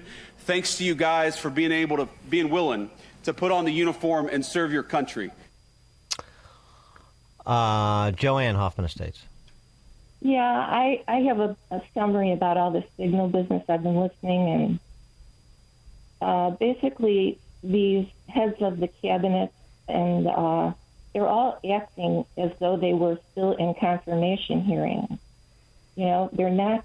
It's like they don't realize they have the job already. They don't have to be on the constant defensive, and it's a little disappointing. Also, the president is not acting like he did. On a recently replayed episode of The Apprentice, at the very end, it was like, I like you, but you're fired. He did a good job in the beginning, you're right, in that cabinet room, but there's no continuity. There's no one to hold these people together. Like Caroline Leavitt is not doing a good job either. She's a little disappointing. There has to be someone like Kellyanne Conway who understands communication and can get these people together, or this is just going to keep going on. It's ridiculous. Well, yeah, thanks for the call, Joanne. I don't, first of all, Kellyanne Conway, I don't find to be particularly a skilled communicator, frankly. But really? I do. Yeah, I know you're in love with her. I know. Well, but I'm still waiting to hear back from her. Yeah. Okay. Regardless, Caroline Leavitt, the straw man argument. Do you trust Pete Hegseth or do you trust Jeffrey Goldberg? That was contrived. That was canned. It's a straw man choice. It's sort of a painfully obvious misdirection play. Don't like it. I don't think this was a terminable offense. So this whole nobody's being held accountable. You own it. You deal with it internally. You're allowed to make mistakes. This was not. I mean, it wasn't really an error in judgment. Maybe it was an error in process with whoever actually set up that signal chat, and however actually Goldberg's number got connected to somebody who was supposed to be in that chat group that wasn't, and how that was missed, and so forth. So it process error, but in the grand scheme of things, with everything else that is going on, and the flags that have been moved in the 2 months, I don't think it was a terminable offense for Walz. Accept consequences, accept responsibility, own it, move on. So that's what I would say about it. I mean, and don't use that app again. Find other ways to communicate in D.C. Whatever. I mean, use the app judiciously. Make sure you double and triple check who you're communicating with. Make sure everybody chimes in and you know who's on and who isn't, and so forth. And be selective with respect to topics you use, and so forth. You don't have to overreact to it either. Anytime something screws up, let's just ban something, or let's just do something categorical. Everybody just chill out a little bit. I just didn't think they used everyday apps that you and I can use too. I just didn't. Yeah, well, maybe I'm ignorant, or I expected more from my government. That's Well, okay. Number one, it's two-way encrypted. Number two, you've already heard the CIA director testify to the first thing he did was CIA director is he got Signal on his app. It is approved for professional use by the frickin' CIA director. So the overreactions are as unhelpful as the underreactions. Let's just be commonsensical. This is supposed to be a common sense counter-revolution. If these swings from defensiveness to hysterics. Rich and Racine. Hey, how you doing, Dan? Good show. Hey, question. So Tulsi Gabbard's on X talking about leakers at the exact same time that the leakers sitting in on the meeting, and you got Ratcliffe talking about how this was preloaded on his phone, and we're not assuming that the CIA is going to be coming back at the Trump administration for, I don't know, cutting out their USAID and NED, the open borders funding, and they're just getting started. So I'm just, just a little fishy. And it's not. But that's not what happened. And that's not. Ratcliffe wanted Signal loaded on his phone. He defended Signal loaded on his phone. It wasn't loaded on his phone unbeknownst to him. Number one. Number two, Tulsi Gabbard is talking about leakers. There's no leaker here. There's not a leaker on this chat. He was invited to the chat. It was a mistake. It wasn't a leak by somebody inside the administration. The national security team hasn't been compromised. Somebody made a mistake to invite a Trump antagonist, sensationalist from the Atlantic named Jeffrey Goldberg to the chat.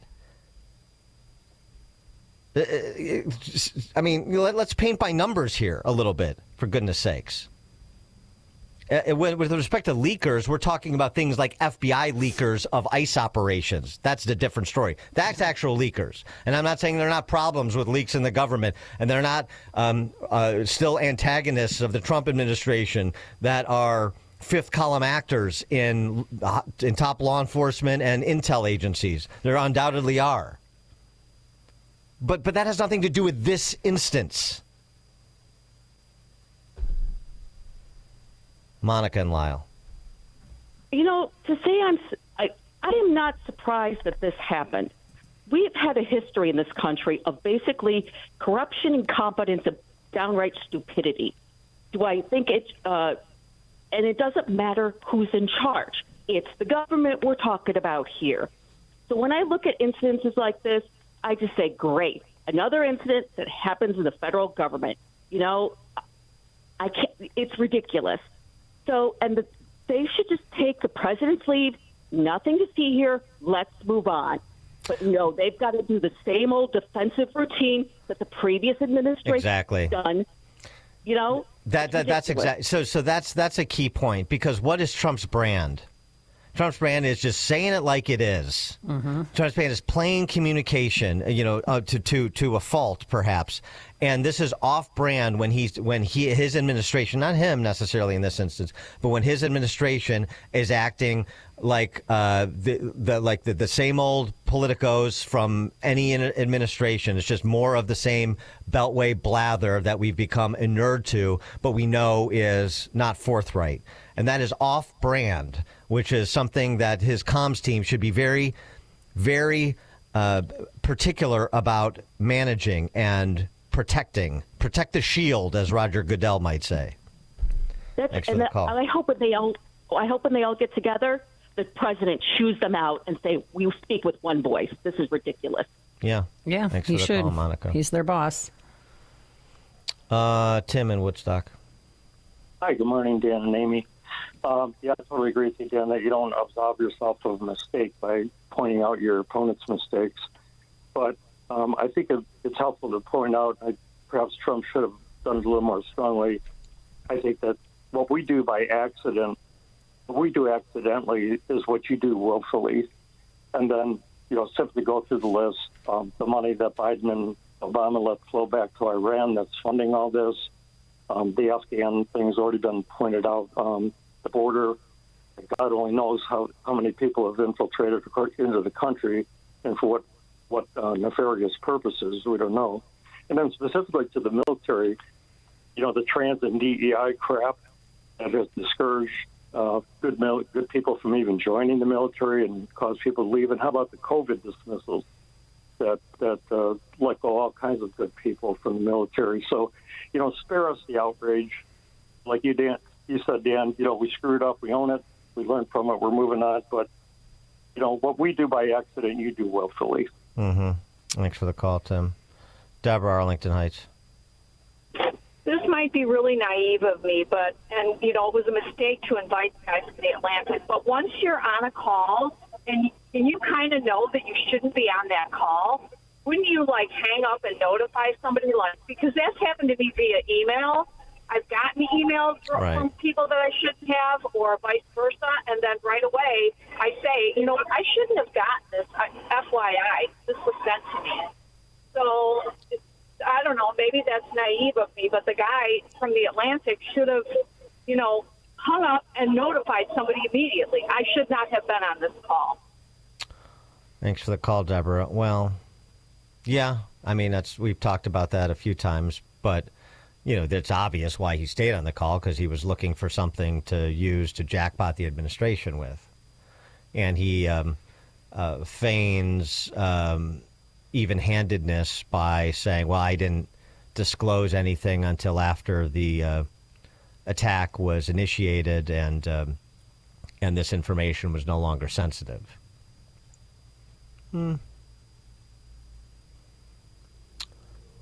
Ed in Oak Brook. Yeah, you know what, Dan? When you were reading off about 20 minutes ago, the actual what Pete Hegseth was saying on that call, I was so proud of the military. It was the precision, the practice, the training, and you can't say that it just was Hegseth for 2 months. This was actually, these guys were actually doing stuff, even prior, even under that idiot Biden. But what concerns me the most is if this reporter was able to get on calls, then anybody can get on these calls. I want to know how he got on the call. He was invited. Again, Mike Walls, he was invited to... Who invited him? Yes. And who invited him? And how does anyone not know that he's invited? When we have conference calls by us, we know who's on that call. I understand. Thanks for the call. To repeat, some people are still getting up to speed on this. Invited by Mike Walls to connect on Signal. Mike Walls doesn't seem to know how that invitation happened. Said he's never talked to Jeffrey Goldberg before. And then invited to the group chat because, according to Mike Walls, there was somebody who was supposed to be on the chat who was invited, but the number associated with that person who was supposed to be on the chat was actually Jeffrey Goldberg's number, which is why Jeffrey Goldberg's name doesn't appear in the group chat list, and so nobody picked up on it. Now, that doesn't quite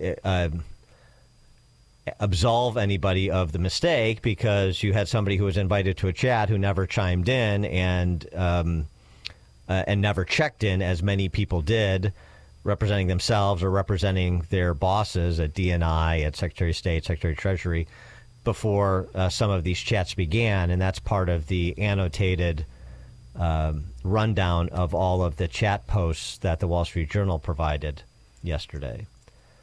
So that's where it's at. Now, if everybody can shut their traps for 24 hours, maybe we can move on. Dan and Amy, Chicago's Morning Answer. Listen to Dan and Amy on your smartphone. Download the AM 560 mobile app today at 560theanswer.com/mobile. Hi, everyone.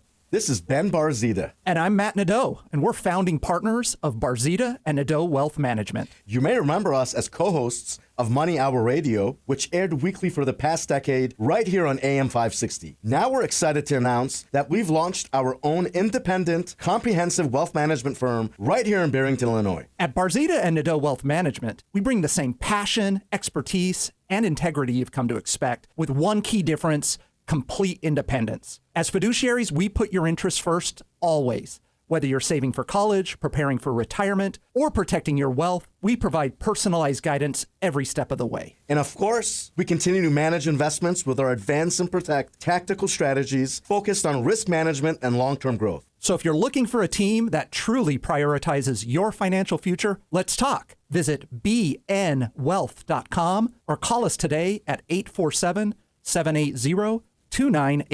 Hi, I'm Ken Mariotti, owner of Woodland Windows and Doors, a third-generation family-owned business since 1969.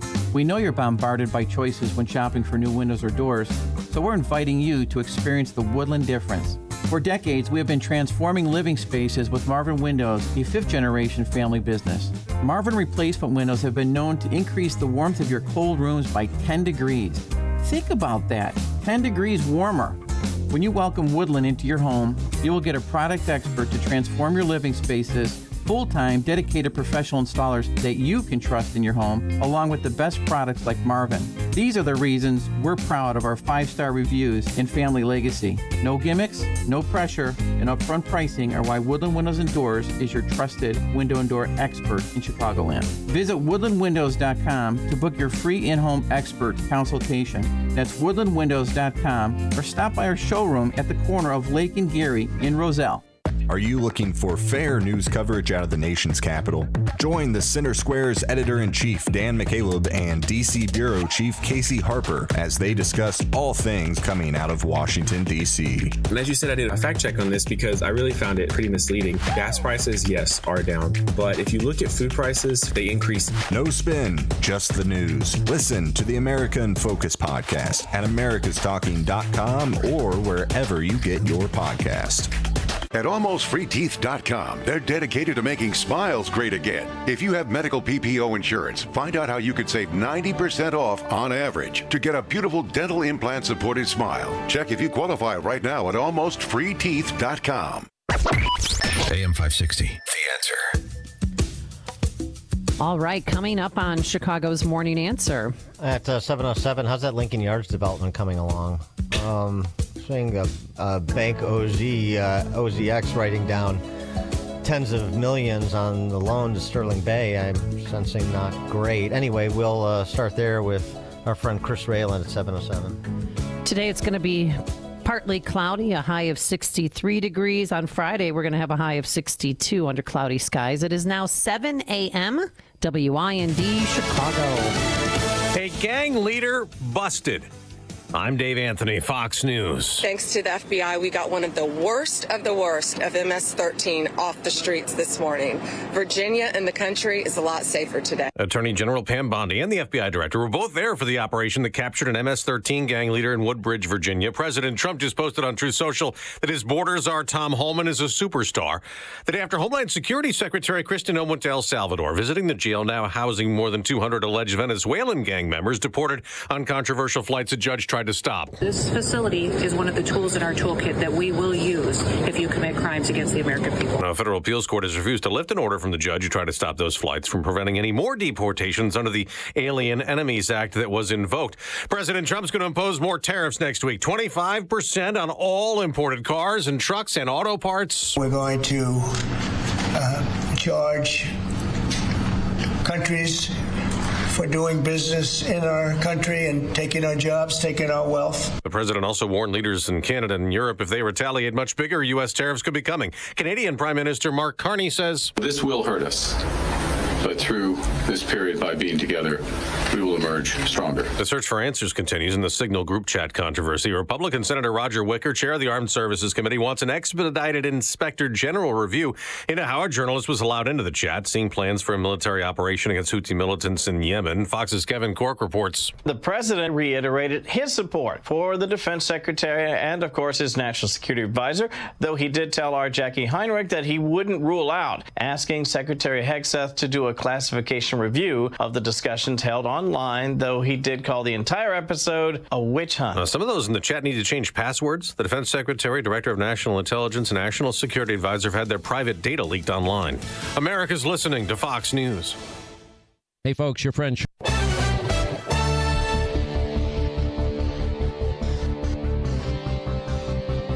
Good morning. It's 42 degrees in Chicago in the AM 560. The Answer Newsroom. I'm Nikki Whaley. The Supreme Court is upholding the Biden administration's regulations on so-called ghost gun kits. The kits easily allow people to get the needed parts to build firearms from sellers online. Yesterday's decision was 7-2, with Justice Gorsuch writing the majority opinion. Former President Biden put the regulations into effect in summer of 2022 that requires manufacturers and sellers to get licensed to put serial numbers on the products, to conduct background checks, and to keep up with records. The president is expected to freeze $20 million in funding for Planned Parenthood. Funding will be paused as the administration reviews whether Planned Parenthood is in compliance with Trump's order to end all the DEI initiatives. The freeze is expected to begin as soon as today. A vending machine worker is accused of taking pictures of juvenile boys at a southwest suburban Joliet pool.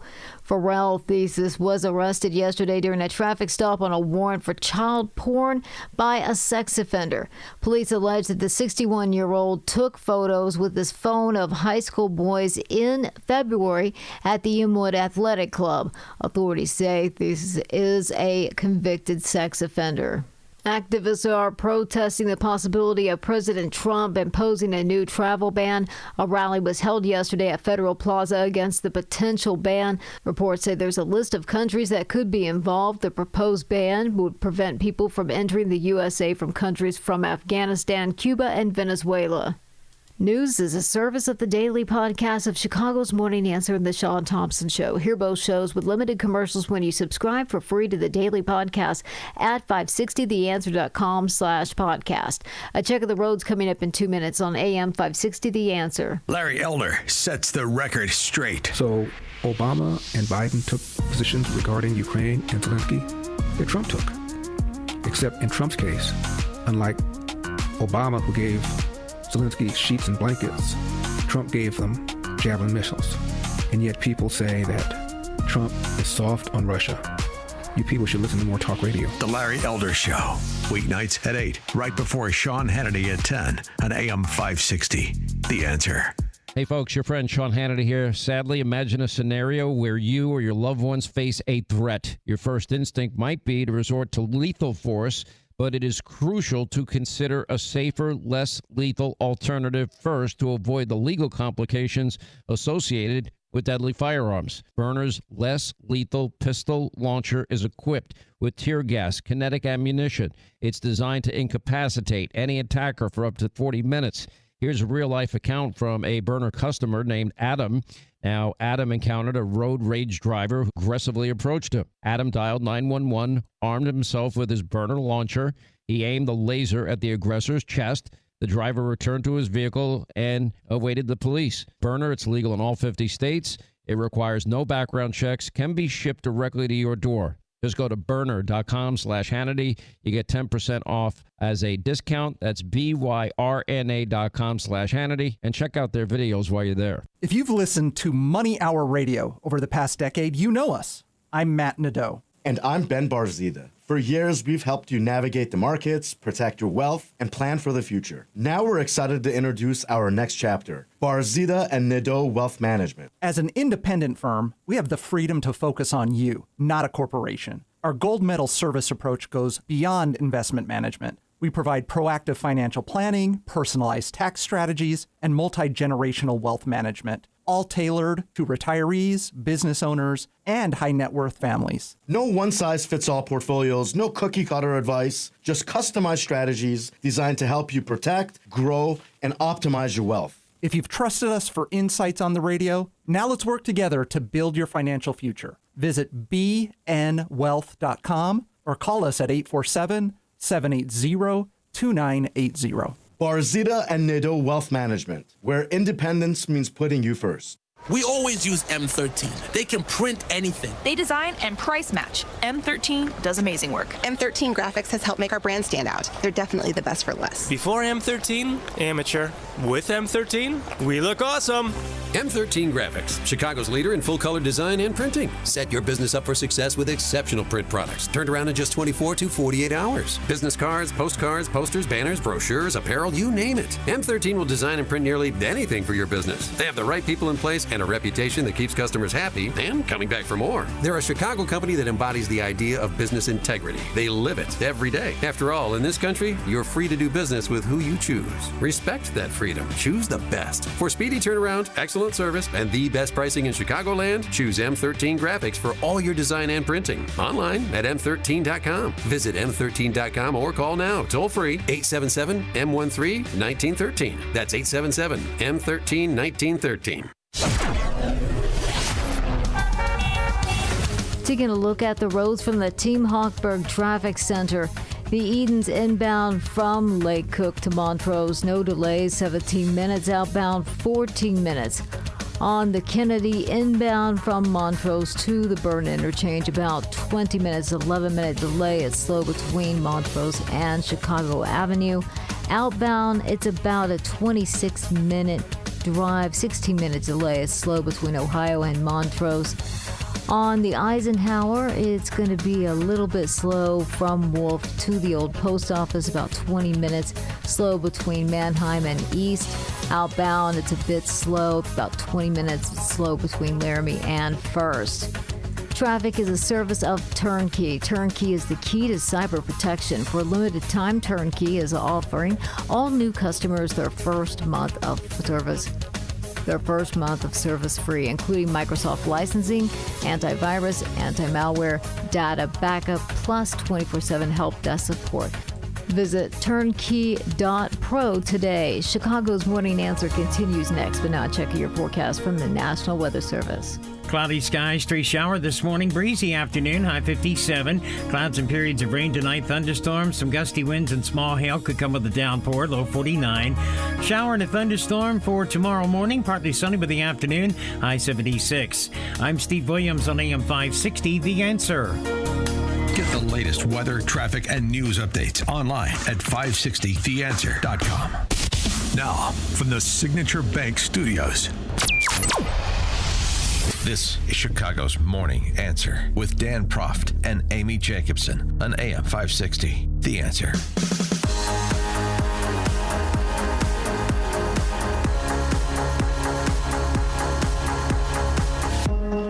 Top of the morning, Dan and Amy. The adjustment period deepens. Trump yesterday announcing a 25% tariff on all cars not made in the United States. That will start on April 3rd, the day after he is set to announce a broader slate of trade actions. Tariffs will cover finished automobiles and automotive parts. The consideration to exempt auto parts had considered exempting auto parts. Parts that are compliant with the U.S.-Mexico-Canada Agreement, USMCA, will remain tariff-free until the Commerce Department, quote, establishes a process to apply tariffs to their non-U.S. content. 25% tariff will be added on top of existing duties, including a 2.5% tariff currently imposed by the U.S., as well as existing 25% tariffs on light trucks. They would also be added on top of the 25% tariffs on goods from Canada and Mexico Trump imposed because he said those countries weren't doing enough to disrupt fentanyl, and the cartels. Negotiations there are continuing. Of course, this response from the new and hopefully temporary Canadian PM, Mark Carney, saying it was a direct attack on Canadian workers, clear violation, betrayed our trade agreement. Strong words. Maybe Trump will decide that he would rather not work with a leftist in Canada. Maybe he will reconsider pushing in a productive way Poilievre in that April 28th election that has been called. Anyway, the impact of those tariffs and other matters economic, for a discussion of that, we're pleased to be joined again by Christopher Whalen, investment banker, chairman of Whalen Global Advisors, LLC. He's also the editor of the Institutional Risk Analyst and the author of the soon-to-be-released book, Inflated, Money, Debt, and the American Dream. That's the second edition. Chris Whalen, thanks for joining us. Appreciate it. Good morning, Dan. Good morning, Amy. So your take on the tariffs?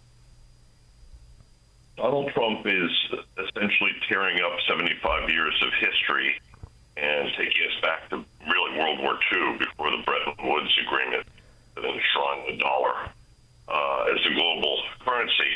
And what he's doing is saying we want reciprocity.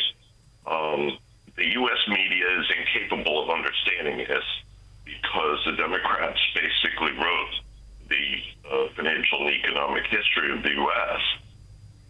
Really over the last century, going back to World War I. They've always been against tariffs. They've always been, against a number of things that are related to that. And I think what people don't really understand is that even if it wasn't Donald Trump, even if it was someone else, Americans have grown weary of running a utility for the rest of the world called the global dollar. There was an interesting interview in the Financial Times, I think 2 weeks back on Saturday, with the finance minister of India, who's a very interesting man. And he said, look, this is no surprise. We need to rebalance because the U.S. can't afford to do this anymore. Whether you're talking about trade deficits or the fiscal deficits, we have essentially accommodated the world by growing our currency and our debt. And they find it very convenient, right? But they don't pay for it. We do. American consumers pay for it. So I think that's what's going on here. Trump is using tariffs to try and change our relationship with other nations. And I think it's all for the good. I'm in a funny position, which you guys will appreciate. I am very supportive of President Trump, but I also work in the housing and financial ghettos, and I have to occasionally point out to some of his minions when they're making big mistakes. As I did this week with Bill Pulte, I had to force him to come out in public and say that they're not going to prosecute. You're breaking up on Chris. You're breaking up on us. Can you repeat? Yeah.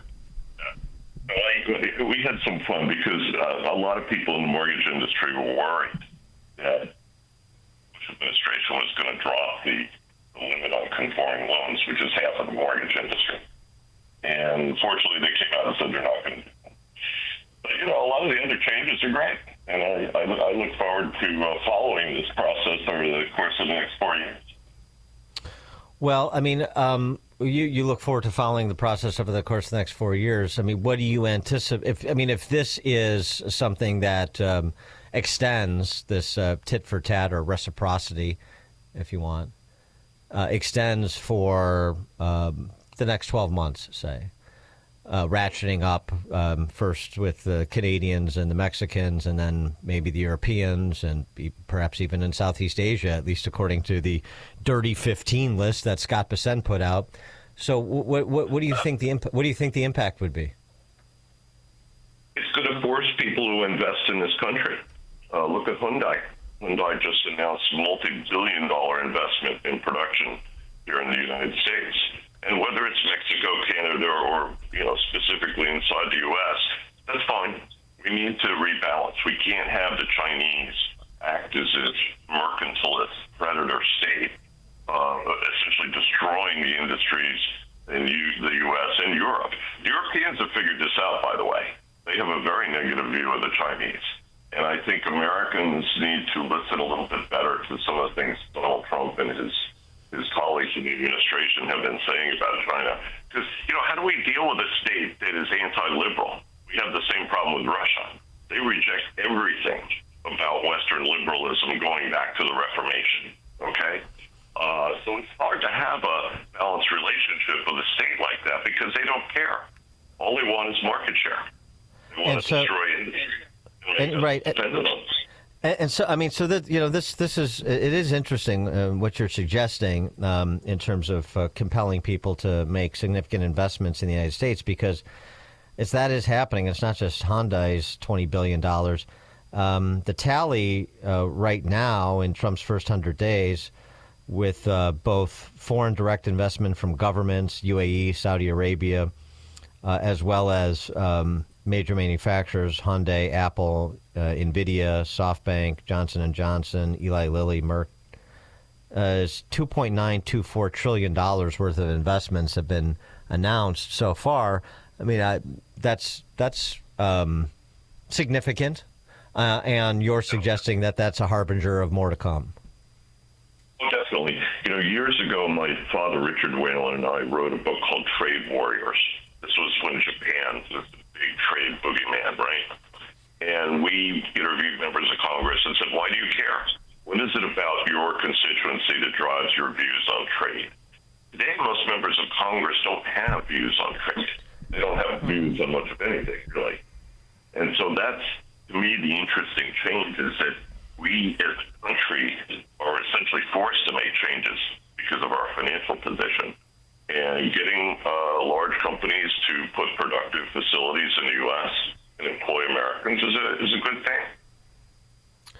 Now, just as a point of contrast, I understand that there's a lot of differences between the position of Argentina and America, but in terms of moving in a Doge direction, Milei was doing it before Trump was.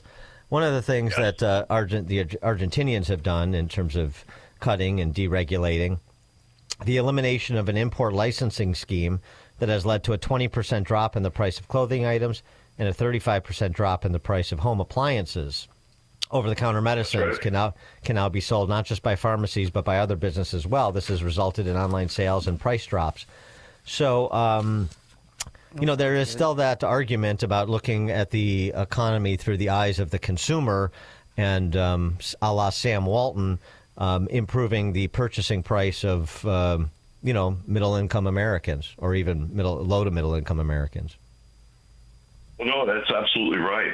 My friend Seitan Motley said in his blog the other day that there are a lot of Americans who can't afford to go to Walmart.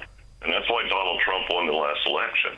The impact of inflation on all of our citizens is something we have to focus on more. We just assumed it was okay, and it's not okay. Yeah, but my point is that taxes, which is what tariffs are, increase the prices, decrease purchasing power, don't they? Yes. Well, they do. For example, in Europe, they have non-tariff barriers within the European that are worse than anything Donald Trump is proposing. They treat one another horribly when it comes to trade within the EU. And for American companies... Chris, you're fading on us again. Yeah. Sorry about that. I guess we have to turn off the earbuds. Yes. Or don't move around. Okay. Yeah. So, finish your answer about the EU and this matter of reducing purchasing price at the same time the tariffs are going to bring this this foreign direct investment and even U.S. based investment. So how does that net out? Well, that's a very good question. In the period of, say, the last 50 to 75 years, the U.S. was always adding to the pool. In other words, we were growing demand because we were willing to finance it, right? With the dollar, with debt, however we did it. And then other countries would recycle their investments back into the U.S. It would cause problems. In fact, 2008 was in large part caused by China because they were recycling money into the U.S. housing market. So now what we're saying is we're kind of going back to the world of national treatment of the 1950s, and it may result in less trade over time between nations. But on the other hand, if we have more employment in the U.S. and we can be more self-sufficient in terms of key things like steel and other components that we need to defend ourselves in the event of war, I think that's a good thing. Yeah, but 25% tariffs on all automobiles and foreign auto parts. I know Trump is using that, to try to get these manufacturers to move back into the United States and hire Americans. But is that going to work on any of these companies? It won't. No, it won't work in that sense, Amy. But what we want is the Europeans to take down their barriers on U.S. products. Look at General Motors. They can barely do business in Europe because of the non-tariff barriers. Ford has been run out of a lot of these markets. So, it comes down to whether or not we want to have reciprocal relationships or relationships that are not reciprocal. And Trump is challenging the world. The world hasn't had this kind of discussion in a long time. Well, he seems to also be challenging the concept of comparative advantage in the sense of where we don't have a comparative advantage, he wants one back. Right? I mean, isn't that what he's doing? Well, everyone does. Right? But he wants, I don't want to say autarky, but he wants America to be more autonomous, at least in more sectors than it is currently. Correct. I think that's an accurate statement. I wanted to get your reaction to something locally, too. I saw you post on X about it as well. This Sterling Bay development, Lincoln Yards in Chicago. A buddy of mine, I teased it, and a buddy of mine texted me on this. Very interesting. I'm sure this will come as no surprise to you. Sterling built a 300,000 square foot lab and office building just north of the Home Depot at the south end of Lincoln Yards. It's 100% vacant. It's been done for more than a year. And, of course, we saw the news about Banco ZK writing down millions of dollars more on its loan to Sterling Bay. So what's your handle on that development and its larger implications? Well, I think we knew that Chicago was a difficult market for many respects, not just commercial real estate, but residential. I am astounded that Banco ZK, who are pretty astute people, would even go into that market. It just blows. And you know who was with them? J.P. Morgan Asset Management, for God's sake. What were they doing? What were they? They obviously don't listen to your show. Yeah, right. Yeah, a lot of people don't. Well, no, but you know what I'm saying? It's pretty obvious that Chicago is a market today that you have to be very careful of. Until we see political change in Chicago, I don't think people should go there. Well, don't hold your breath. That's not going to happen anytime soon. Well, don't. I mean, all right, you can move to Indiana. People are fleeing like it's on fire. Like the place is on fire. There's no question. But I mean, the Sterling Bay story is a cautionary tale just about Chicago, or is a cautionary tale about major developments in urban centers, or both? Major developments in urban centers. There is a really big problem, as you know, in commercial and also in multifamily real estate apartment buildings. And what we see on the horizon now is high-end homes. All across the southeast, southwest, you have these $300,000, $400,000, $500,000 spec homes, both condos and single-family residences that are not selling, and they're flipping in the rentals. And you see Blackstone and Lennar trying to rent houses that they can't sell. That is a bad sign. So, okay, well, that's interesting. I know you wrote over at your site, Institutional Risk Analyst, about this confab between Bill Pulte and Scott Turner, the HUD director. What is the import of what they're looking to do to make housing more affordable? Well, there's a couple of agendas here. A lot of our conservative friends in Washington have been waiting decades to downsize the government's role in housing. So they would like to see Fannie Mae and Freddie Mac basically get out of multifamily, get out of second homes, home equity loans, and also anything else that is not a purchase mortgage. What that means is that interest rates, effective cost to consumers are going to go up. The other really interesting thing, though, and we'll talk about this more as the year goes on, is that the multifamily sector is the big pain point right now in the world of finance. Banks are taking 100% losses on many existing loans, and more importantly, they are not taking over the assets. In other words, when the loan goes delinquent, they don't take the building. They don't want the building because the city where it's located is going to force them to take care of it and the maintenance costs and everything else. So this is an evolving story that we're going to hear a lot more about because in today's market, especially after 4 years of Joe Biden, the multifamily sector is the new subprime, guys. And the losses that banks and investors are going to take on this are going to be quite significant. Really? Yeah. Oh, that's new interesting. Subprime. That's interesting. I mean, because government subprime. Well, but if you know, I'm like I guess I need this teased out a little bit more because at the same time, we're saying people can't afford to buy homes because of the spike in home prices over the last several years. I mean, I know that's cooling off a bit, but it's still well above where it was 3 years ago at most places. And that was good for renters, not necessarily rentees, because there were more rentees. But now you're saying that somehow flipped.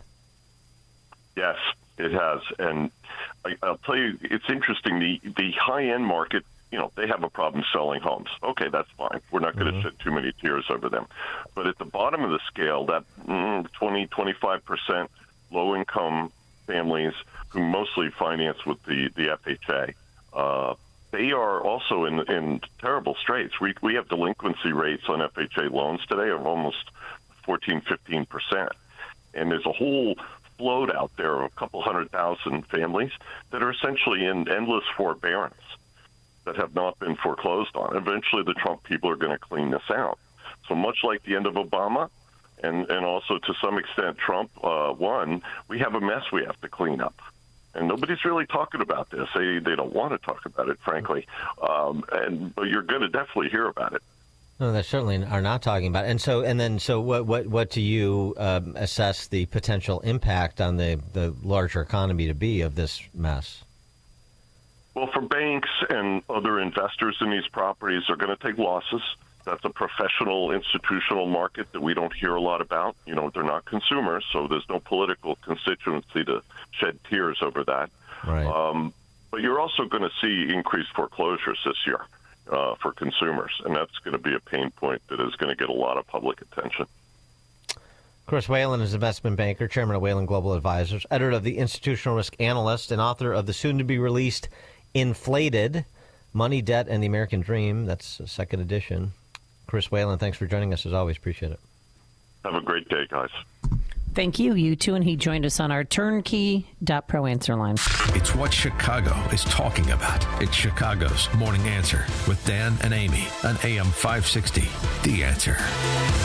Attention American homeowners, you're under attack. Your home and equity could be vulnerable to cyber thieves. There's only one company that completely stops them, and that company is Equity Protect. Equity Protect prevents any attempts to steal your home, equity, and ownership 24/7.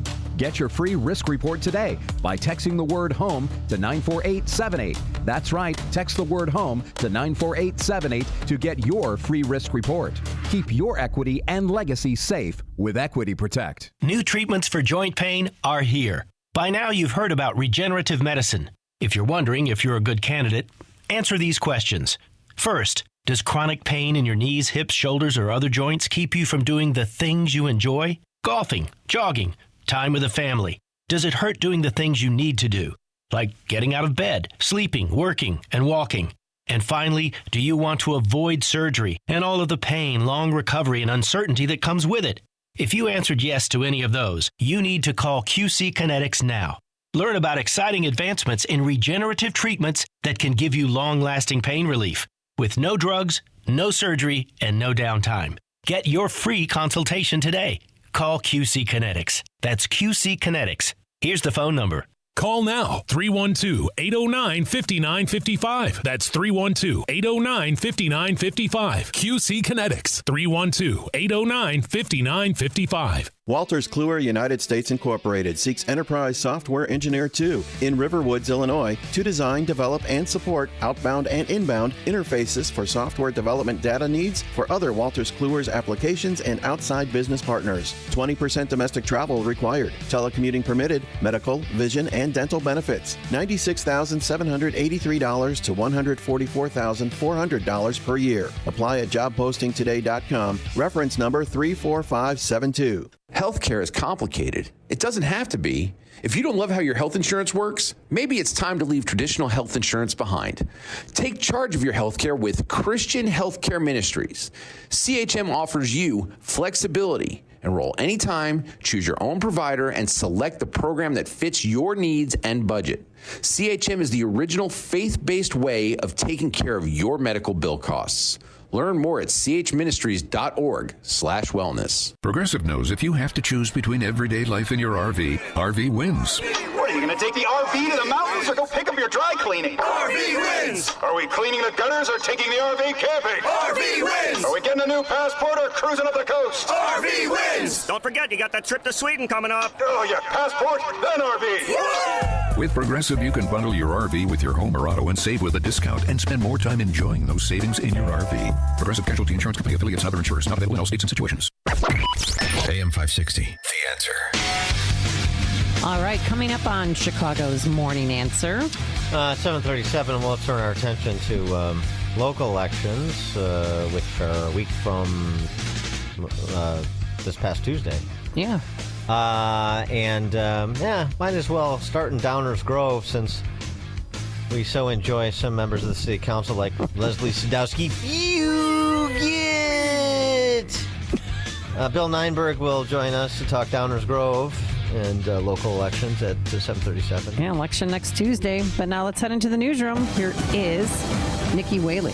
Good morning. It's 42 degrees in Chicago in the AM 560 The Answer Newsroom. I'm Nikki Whaley. The Trump administration's making cuts to the funding for the state of Illinois. State officials say the White House is slashing $153 million in federal grant funding to Illinois programs for mental health services, substance abuse treatment, and infectious disease prevention. That includes $125 million in CARES Act funding for the Illinois Department of Public Health and $28 million for the State Department of Human Services. The Trump administration is also blocking $324 million for future work to prevent and treat infectious disease in Illinois. The White Sox opened the 2025 season today at Wright Field. The Southsiders take on the Los Angeles Angels. Sean Burke takes the mound for Chicago. First pitch is at 3:10. News is a service of Salem Surround, providing your business with industry-leading digital marketing strategy designed to surround your target audience and drive action. Go to surroundchicago.com today. A check of the roads coming up in 2 minutes on AM 560 The Answer. Mike Gallagher knows what normal Americans are thinking. Do Democrats feel comfortable defending horrific, thug, animalistic gang members like Tren de Aragua? And the truth of the matter is, normal Americans aren't on the side of the Democrats on this. And I wonder if Democrats are sitting around saying, what are we doing? The Mike Gallagher Show, weekdays at 9, right before Dennis Prager at 11 on AM 560. The Answer. Why pay more for prescriptions? Stop overpaying and start saving with SingleCare. It's easy. Find your prescription on singlecare.com, show the coupon at the pharmacy, and start saving. SingleCare works at pharmacies nationwide and is completely free to use, whether you have insurance or not. So the next time you fill a prescription, check SingleCare to make sure you're getting the best price. Take control of your prescription costs. Go to singlecare.com or download the free app today. ZipRecruiter is the place. ZipRecruiter is the place for talented teachers, savvy software developers, and master mixologists. ZipRecruiter is the place where you meet all these people and more. That's because ZipRecruiter is the place for job seekers who are looking for new opportunities. In fact, ZipRecruiter helps 10 million people with their job search every day, so you can find the right candidates right away. Try ZipRecruiter for free at ZipRecruiter.com/free. That's ZipRecruiter.com/free. Hey, John. Need any help over there? Oh, hey, Chris. Oh, I'm good. Just digging some new flower beds and planting a couple shrubs. You sure you should be doing that? You know, with your high blood pressure and all? It's all good. I got my blood pressure under control now. Really? New medication? No, a superfood juice that is absolutely delicious. A juice? Yeah, it's 120 Life. It has 6 natural ingredients that have shown to control blood pressure. Wow, in a juice? Yep. So controlling my blood pressure tastes great and I feel great. I wonder if 120 Life could fix my procrastination getting yard work done. Not sure about that, but it sure helped me. Certainly has. You and your yard look great. Try 120 Life risk-free and get a 2-week trial pack. Order the 8-ounce drink or powdered mix. Go to 120life.com and use coupon code 560 to save 15% and get free shipping. They're so sure it can noticeably lower your blood pressure in 2 weeks, they'll give your money back if you're not satisfied. Order now. 120life.com. Use coupon code 560 at checkout to save 15% and get free shipping. You heard me talk about Relief Factor and how so many people enjoy a better, more pain-free life because of it. If you're dealing with everyday pain, it makes sense you'd want to try it first. Well, Relief Factor makes that pretty pain-free too with their 3-week quick start kit for only $19.95, less than $1 a day. Relief Factor is a daily supplement that fights pain naturally. Relief Factor doesn't just mask pain temporarily, it helps reduce or eliminate pain. Visit relieffactor.com or call 1-800-4RELIEF, 800-4RELIEF for Relief Factor. Healthcare is complicated. It doesn't have to be. If you don't love how your health insurance works, maybe it's time to leave traditional health insurance behind. Take charge of your healthcare with Christian Healthcare Ministries. CHM offers you flexibility. Enroll anytime, choose your own provider, and select the program that fits your needs and budget. CHM is the original faith-based way of taking care of your medical bill costs. Learn more at chministries.org/wellness. Are you looking for an easy way to get a daily detox? Active Liver is available in both a delicious gummy or tablet. Find at CVS, Amazon, or NewNordicUSA.com.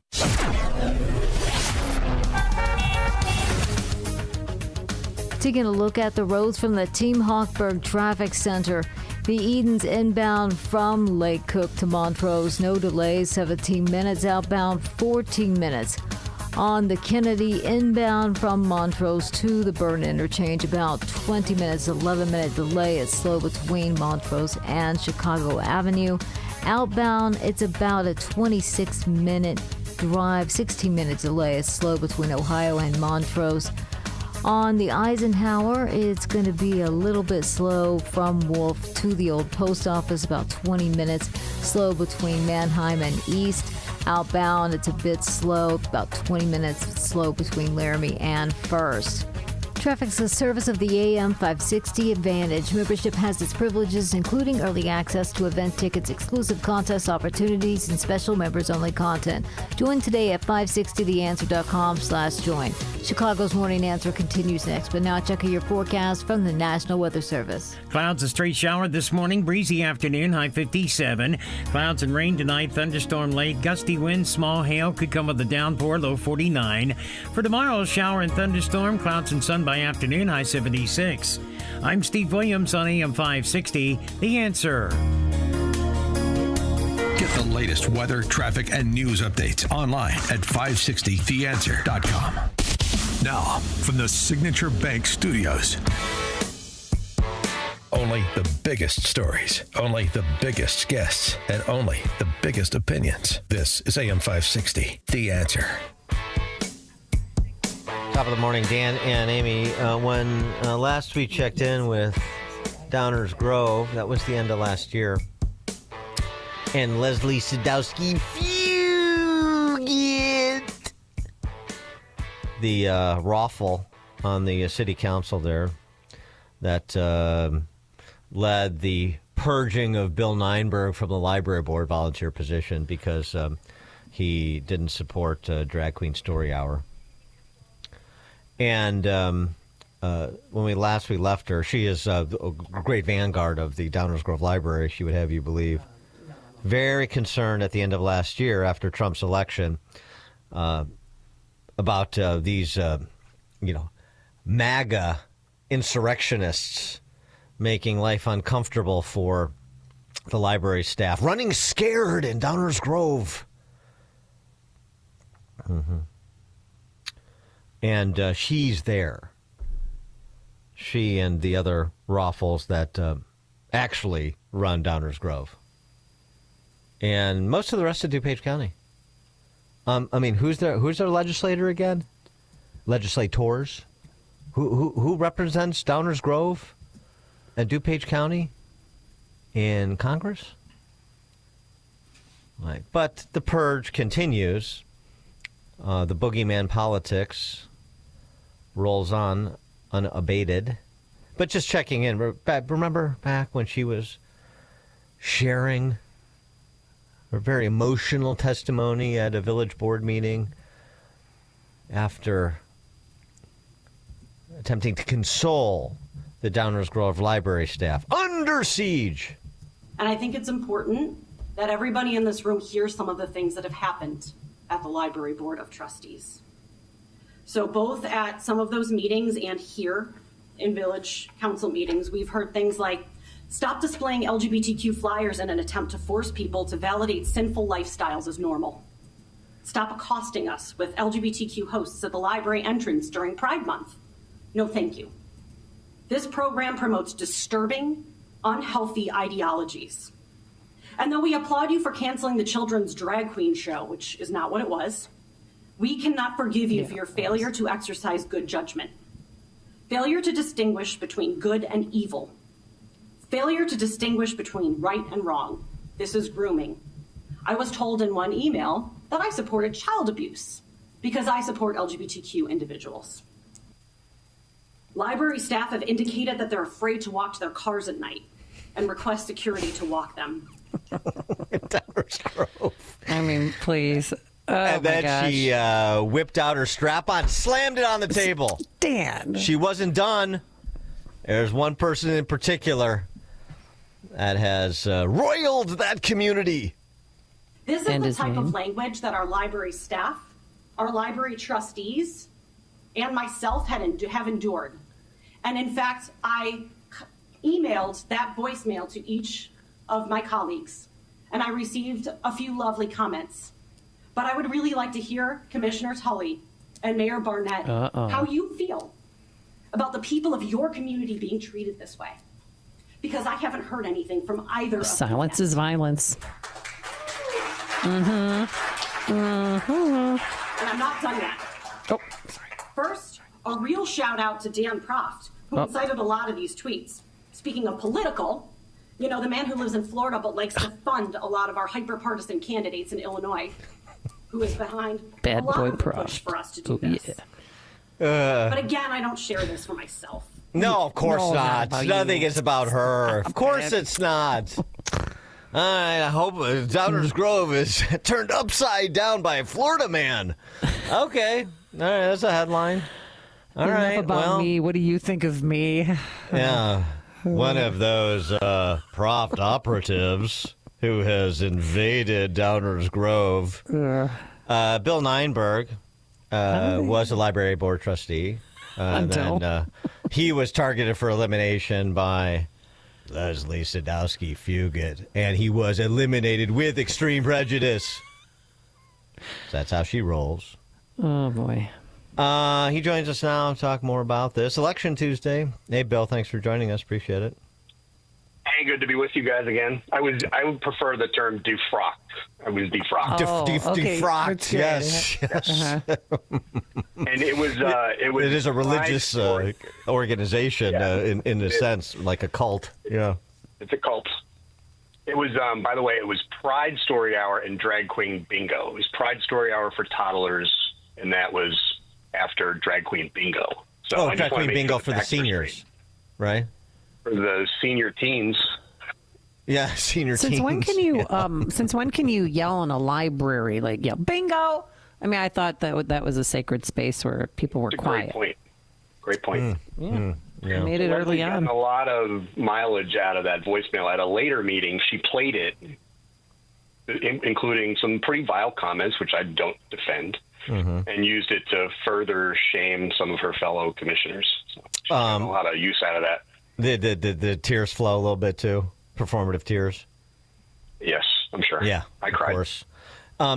She cares so much about Downers Grove residents, at least the ones who agree with her. So I know so we talked about this before with you, so now there's an effort to try to avoid Leslie Sadowski Fugit's ire and actually elect the library board, and that is implicated in what happens with the village board races on Tuesday, right? Yeah, and they're petrified that this is going to happen because it would mean accountability for the library, both fiscally and for their progressive activism. And if this election doesn't land in the right spot, that effort will die. And they try to paint this as some extreme effort to ruin the library. There are 26 elected library boards in DuPage County alone. I think the number of unelected library boards is the vast minority. I think it's only 7 or 8. Mm-hmm. And so handicap the muni election for us. People listening, what should they be? Who should they be supporting? Yeah, there are 3 seats open. There's one incumbent running who's likely to win re-election. His name is Chris Gilmartin, and he opened the effort to explore this change in the library structure by saying he didn't think it was achievable and he didn't know what we were trying to fix. And we've got plenty of information we can share with him to help him understand what we're trying to fix. Mm-hmm. He's one of those. I'm trying to remember this comp. I know we've gone through this board before, but Gilmartin is like one of these squishes, right? He's sort of he has to go home and get his unit out of his wife's purse kind of guy. You can't speak to that. Okay. All right. I'm going to have trouble getting that image out of my mind. Yeah, please. So who are you supporting? Chris is likely to win re-election, so that's part of the calculus. There are 2 candidates that are supporting this effort to drive accountability to the library. One is Matt Novak. He is a more moderate person. He's served on the Transportation and Parking Commission. He's a former first responder, had an honorable career as an officer. Really solid guy, a neighbor of mine. He's the one of 2 choices. The other choice is Paul Drabick. Paul has served on the Human Services Commission and is a combat veteran. And these guys appeal to maybe slightly different parts of the voter spectrum. Paul's more of a constitutionalist libertarian bent. But both of them are solid conservatives, and they represent constituents in Downers that deserve a voice on that commission. Do you think they have a chance? I mean, what are you hearing back? I do think there's a good chance. The other candidates on the left have run pretty uninspired campaigns and don't have a lot of experience with village government. I don't think they're good candidates. Political ideologies aside, I don't think they have the experience. They've run, as I said, pretty uninspired campaigns. Matt and Paul have worked their tails off. They've worked really hard to earn votes. They've been very clear about their positions. Their positions are not isolated to library matters. They've got good, well-thought-out positions on development in the village, transparency and safety, the responsible development of our downtown. I think they've got really well-thought-out positions, and they'll represent the community very well. So you've got basically 2 commonsensical candidates in Drabeck and Novak, and if those 2 win, then you've got enough heft on the board, you've got the votes on the board to move to also, in addition to doing other things that would be sensible, hopefully, you've got enough to move to a library board that's elected. An elected library board. And I don't think they're going to do that in a haphazard way. They're studying the issue to make sure that they can do that in a way that doesn't have negative tax implications for the village. But as I said, this is not an uncommon thing. There's right. I looked up the numbers: 26 elected boards, 7 unelected library boards of trustees. And this is sorely needed. The library's fiscal irresponsibility continues. This is a single location library whose budget in 2025 has now, for the first time ever, topped $7 million. $7 million. They recently introduced a capital project to give themselves new offices and work areas and a redesigned lobby for hanging new woke art that is upwards of $7.5 million. And the progressive activism has continued. I sent over, maybe you could post them on your website later, some pictures of some of the books that are available in the children's section. And these are books such as My Body is Growing, a guide for children's 4 to 8, that features, among other disturbing things, a story of a young woman describing in graphic detail her sexual encounters with her boyfriend to her little brother. Oh. And as soon as you start to raise these issues, you get all of the witch hunt, book banning cries. And this is not about book banning. This is about handling materials and programming as well in a responsible, age-appropriate way that doesn't expose our children to sexual content at such an innocent and vulnerable age. These things should be in a parent's resource section so that if you're a parent and you want to share stories like that with your young child, then you are free to be a horrible parent, but it's not available for kids to stumble upon in the play area of the library. Right. And I mean, look, you go into an elected board, there's no guarantees. I mean, the people of Downers Grove, look who they've elected in so many other races. So there's no guarantees that it improves, but at least you have the voters weighing in as opposed to the appointees of a stilted Muni Council and that ousted you by whatever it was, a 6-1 vote or something like that. Very, very true. But there's some encouraging signs. I need to look into it a little bit more, but there are 4 dads in Lombard who are running for the library board on a platform of running a non-politicized library that returns libraries to their core function of providing resources. And they're getting a lot of attention and have a good shot. So there's some encouraging signs out there. So just thinking outside the corporate boundaries of Downers Grove, I mean, what is your pitch to people in terms of, not even if you don't want to put yourself out for office or for an appointment to a commission at the municipal or township or county level, well, the importance of participating in these municipal races, the importance of paying attention. Why should I pay attention to my village or my township or my county or my library board or my school board? I'm too busy paying attention to what's going on in D.C. Yeah, there's a shamefully small percentage of eligible voters that decide these municipal elections. And these things have consequences. I mean, this is the all politics is local principle. And when you have elections that indirectly determine the policies of libraries and directly determine the policies of school boards and directly determine the policies of village and taxation, we have to pay attention to these elections. They're very important. They're as important as the federal elections because everything comes from the bottom up and flows upward. And if we're expecting change in DuPage County, which used to be a reliably conservative community, we've got to start with these municipal elections. And it's easier to make an impact, frankly. If people of principle show up and vote in these elections, we can start to make a difference.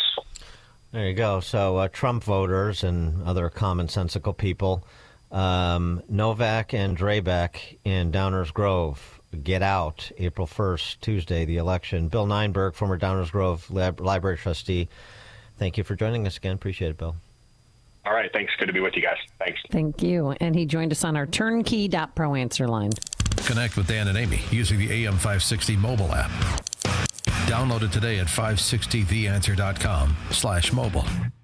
Only 2 things in life are certain, death and taxes. How about one more? Switch from Verizon, AT&T, and T-Mobile to cut your bill in half with Pure Talk. For just $25 a month, you get unlimited talk, text, 5 gigs of data on America's most dependable 5G network. Making the switch, it's simple, fast, and easy. You dial pound 250, you say the keyword Pure Talk, and make the switch. You do it now, you save an additional 50% off your first month. Pure Talk, wireless, by Americans, for Americans.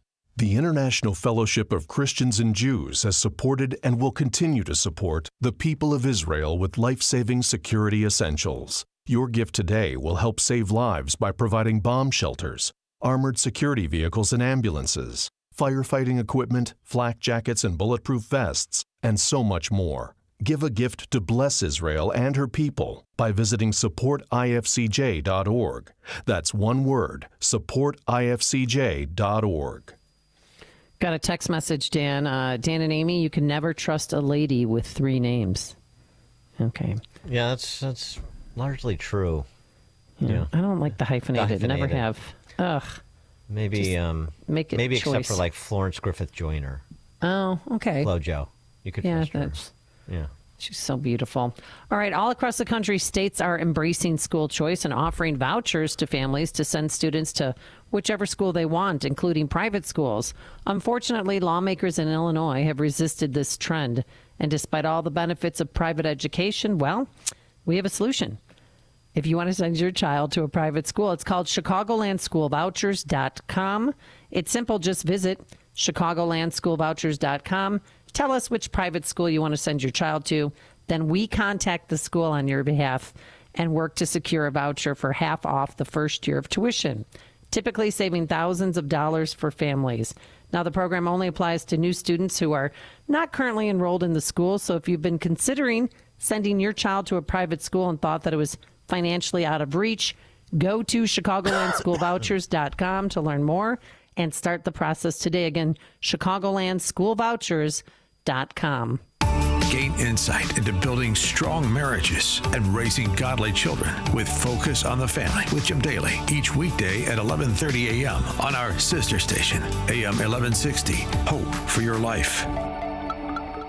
President Trump has made some pretty amazing claims since he's taken his seat as president. He's delivering on what he promised. On Inauguration Day, Trump's very first declaration was, "The golden age of America begins right now.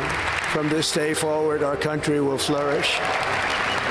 Consider this. Since the election, gold has shot up hundreds of dollars per ounce, shattering all-time record highs. Fox Valley Coins does not pretend to know the future, but they do know that if you're buying or selling gold or silver, they are the place to do it. These are some of the top reasons people choose a dealer. You want a national dealer with a local presence you can deal with face-to-face. You want a large selection, the best prices, and great service. You want to walk in with cash and walk out with the best product. You want to deal with legacy dealers with integrity. Whether buying or selling or just one valuation, Fox Valley Coins is your answer for choosing a dealer. Visit Fox Valley Coins, 1 light north of I-88 on Route 59 at the Naperville-Warrenville border. FoxValleyCoins.com. Family-owned integrity since 1981.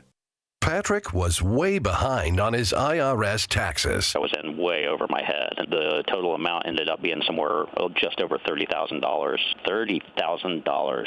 Then the IRS came to collect. Started getting letter after letter. A lien had been filed against me. They were going to basically hang me completely out to dry. He had to do something. That's when I reached out to Optima Tax Relief. Patrick's life quickly got a lot easier. It was very easy, pretty much hands off. They picked up the ball and ran with it. And how'd it go? I couldn't believe it. I had to ask 2 or 3 times. I saved an incredible amount of money. How does Patrick feel about Optima? Couldn't be happier. They definitely helped me. Optima Tax Relief, the best place to call. They're the best in the business. Do what Patrick did and call Optima Tax Relief for a free consultation. Call 800-965-1433. 800-965-1433. 800-965-1433. Optima Tax Relief. Testimonial from an actual client. Some restrictions apply. For complete details, please visit OptimaTaxRelief.com. Signature Bank is Chicago's fastest growing independently owned business bank. It's a bank that cares about your business and is invested in your success. I'm Dan Proft, and I know this because Signature Bank is my business bank. Hi, I'm Chris Johnson, CEO of Classic Cinemas and proud customer of Signature Bank. We are a local family-owned business that is known for free refills on all sizes of popcorn, soft drinks, and ices. With over 9,000 heated recliners in 16 locations, we marry the traditions of the past with today's state-of-the-art technology. Throw in a 30-minute guarantee and an after-movie mint, and you have the perfect night out. As we strive to make every guest our priority, Signature Bank does the same with their customers. The team at Signature Bank is interested in taking my company forward. They have all the resources and solutions of the big banks, but they customize their offerings to meet my business needs. The customer always comes first with Signature Bank. Signature Bank helps local businesses succeed. Let Signature Bank turn your business vision into reality. Visit signaturebank.bank. Member FDIC, equal housing lender. Don't miss In Grace with Pastor Jim Scudder Jr., now heard on Sunday mornings at 7:30. Tune in and find hope as Jim Scudder explores God's Word and His world each Sunday morning right here on AM 560, The Answer. AM 560, The Answer. All right, coming up on Chicago's Morning Answer. Staying local of sorts, but north of the Cheddar Curtain, Brian Schimming is the chairman of the Republican Party in Wisconsin, and he joins us at 8:08 to talk about that all-important state Supreme Court race. That's 8:08. Today, chance of rain and partly sunny skies otherwise by the afternoon, a high of 56 degrees. It's 8 a.m. WIND Chicago. An early morning immigration raid in Virginia. I'm Dave Anthony, Fox News, where they arrested an alleged gang leader. He is an illegal alien from El Salvador, and he will not be living in our country much longer. Attorney General Pam Bondi, a short time ago, she was there for the operation, a half hour outside Washington, D.C. One of the top leaders of MS-13 was apprehended. He was the leader for the East Coast, one of the top 3 in the entire country. President Trump just posted on Truth Social, it's a big deal, thanking Bondi and the FBI director and his border czar, Tom Homan. He also thanked Kristi Noem, the Homeland Security Secretary, who was in El Salvador yesterday visiting the jail now housing more than 200 alleged Venezuelan gang members. Do not come to our country illegally. You will be removed and you will be prosecuted. A federal judge tried to stop those deportation flights. He was not successful, but an appeals court's upheld his order blocking any more deportations under the Alien Enemies Act that was invoked to remove those Venezuelans without hearings. Will prices go up at car dealerships? That's a concern after President Trump announced new 25% tariffs on car and truck and auto parts imports. A lot of companies are going to be in great shape because they've already built their plant, but their plants are underutilized, so they'll be able to expand them inexpensively and quickly. President Trump says the tariffs will raise as much as $100 billion a year in new revenue for the federal government. The tariffs take effect April 2nd, the same day the president is implementing wide-ranging reciprocal tariffs on imports from dozens of countries. Fox's Sharon Halpern at the White House, where the president also warned Canada and Europe if they retaliate, bigger U.S. tariffs are coming. The Republican who chairs the Senate Armed Services Committee wants an expedited review of the Signal group chat controversy when a journalist was mistakenly allowed into the chat, seeing military plans for pending airstrikes on Houthi militants. But President Trump says, I think it's all a witch hunt, that's all. I think it's a witch hunt. He says the operation in Yemen was unbelievably successful. America's listening to Fox News. Good morning. It's 44 degrees in Chicago in the AM 560. The Answer Newsroom. I'm Nikki Whaley. President Trump says he could extend the deadline for the upcoming TikTok ban if he wants to.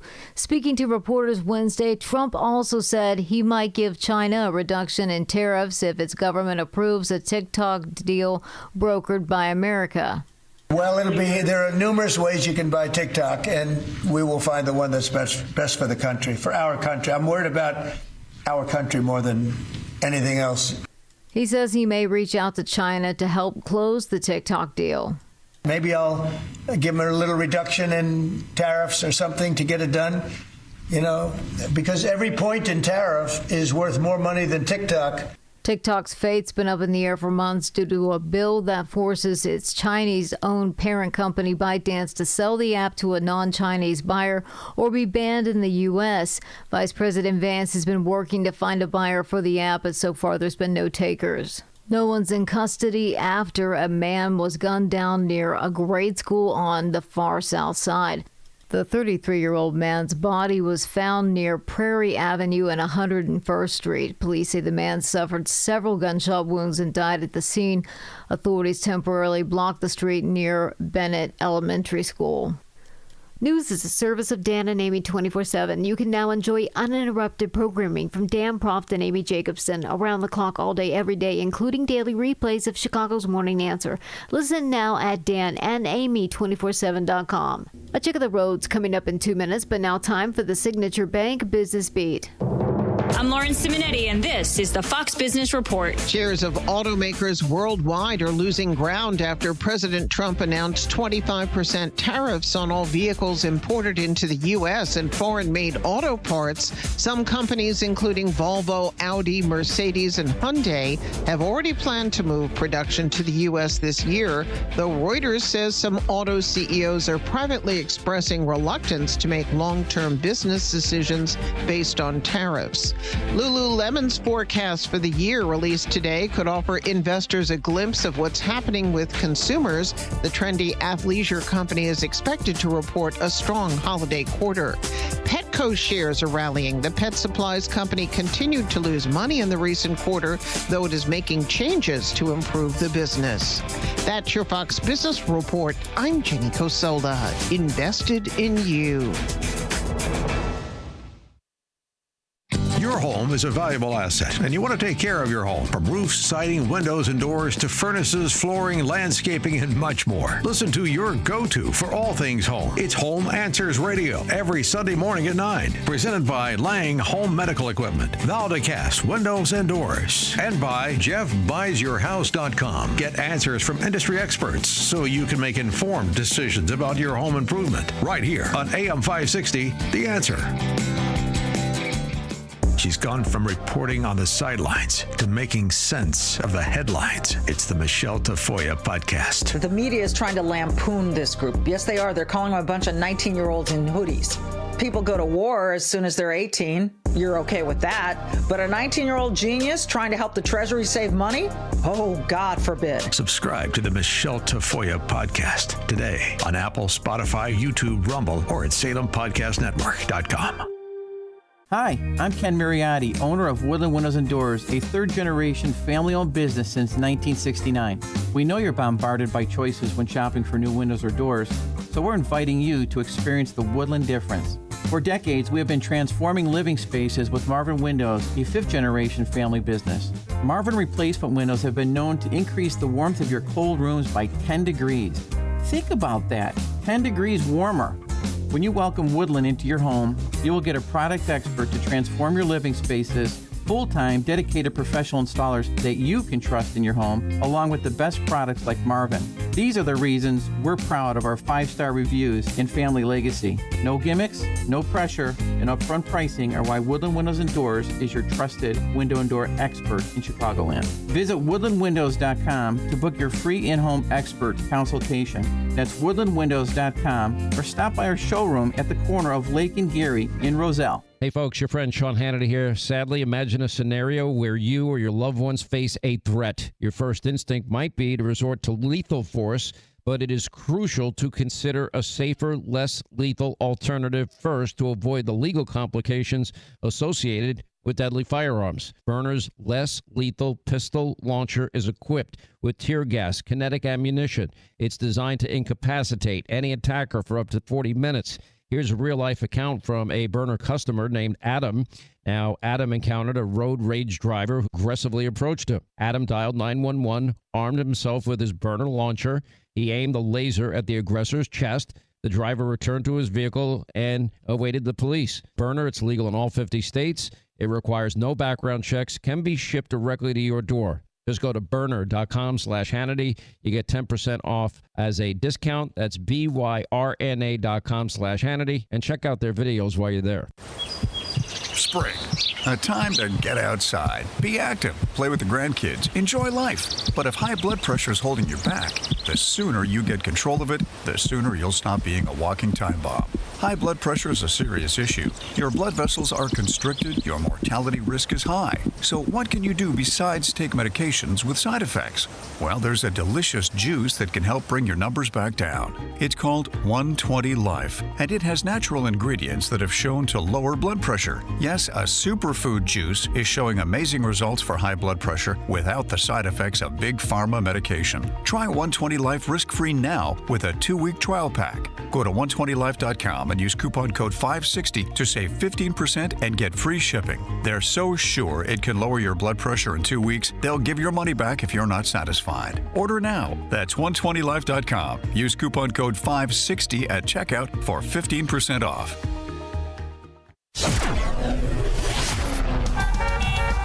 Taking a look at the roads from the Team Hochberg Traffic Center. Well, it looks good on the Edens inbound from Lake Cook to Montrose. No delays inbound or outbound. On the Kennedy, inbound from Montrose to the Burn interchange, about 28 minutes, about a 19-minute delay. That's in the outbound lanes, about a 46-minute delay. It's going to be slow between Chicago Avenue and Montrose.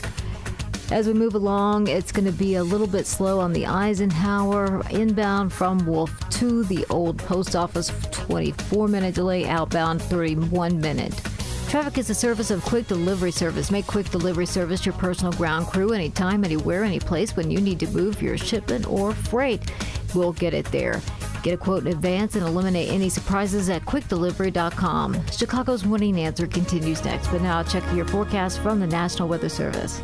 Cloudy skies, stray shower this morning, breezy afternoon, high 57. Clouds and periods of rain tonight, thunderstorms, some gusty winds and small hail could come with a downpour, low 49. Shower and a thunderstorm for tomorrow morning, partly sunny with the afternoon, high 76. I'm Steve Williams on AM 560, The Answer. Get the latest weather, traffic, and news updates online at 560theanswer.com. Now, from the Signature Bank Studios, this is Chicago's Morning Answer with Dan Proft and Amy Jacobson on AM 560. The Answer.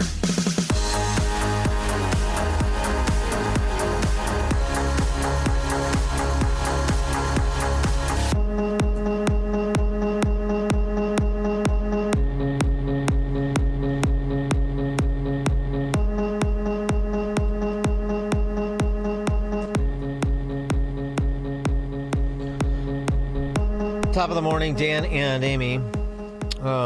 Continuing our discussion of the April 1st election, local issues, local elections. And if you have a local race you would like to spotlight, 312-642-5600, turnkey.pro answer line. This out of Lancaster, Pennsylvania, just talking about the turnout thing. It really is just exasperating that you don't get people who consider themselves great patriots because they're supporting Trump, and all they want to do is talk about Trump, and they can't bring themselves. I mean, it really is shameful. They can't bring themselves to participate where all the action is. And how many stories do we have to tell about, and it's not just us, of course, about a Deerfield school district with girls being attempting to with administrators attempting to force girls to change in the bathroom, and all the other things that happen at the local level. And yet, give you an example of what also happens at the local level when commonsensical people don't participate. Lancaster County, Pennsylvania. Trump won by 16 points in 2024. And the Democrats just flipped a state Senate seat that would have been held by the GOP for decades. With about 150 provisional and overseas ballots outstanding, a mayor there is leading by 482 votes. The drop-off in turnout? What?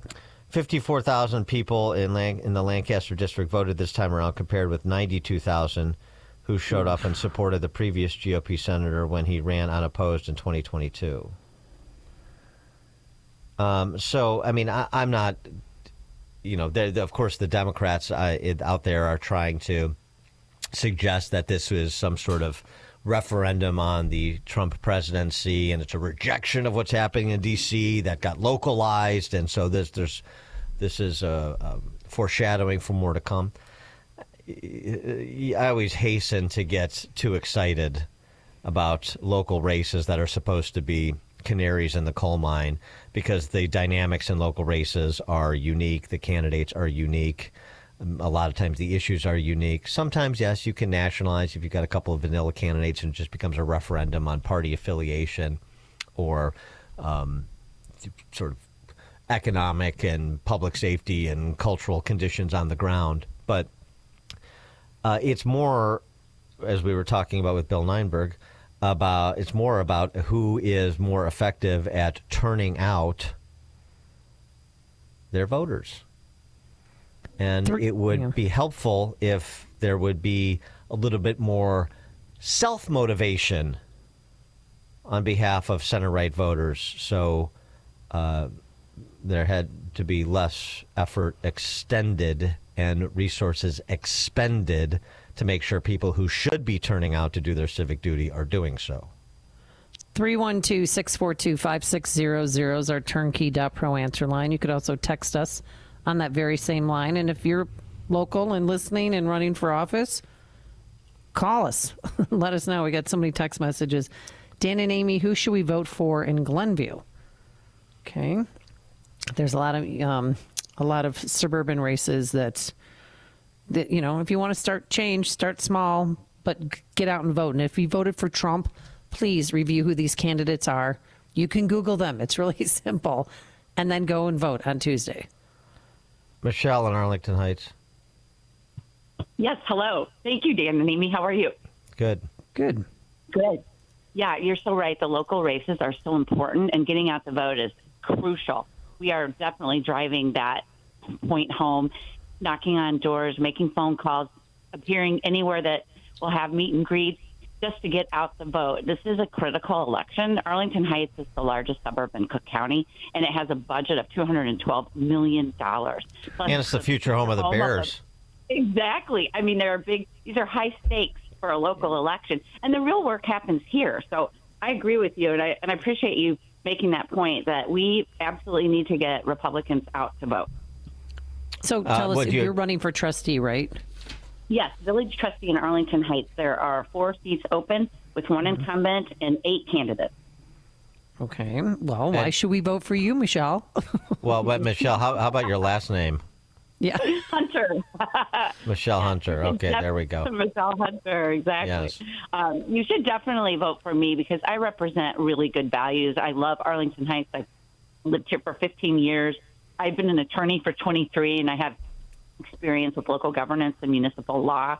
I really care about this town, and I also have a small business background. My parents have had a store for 46 years, and I'm still active with that.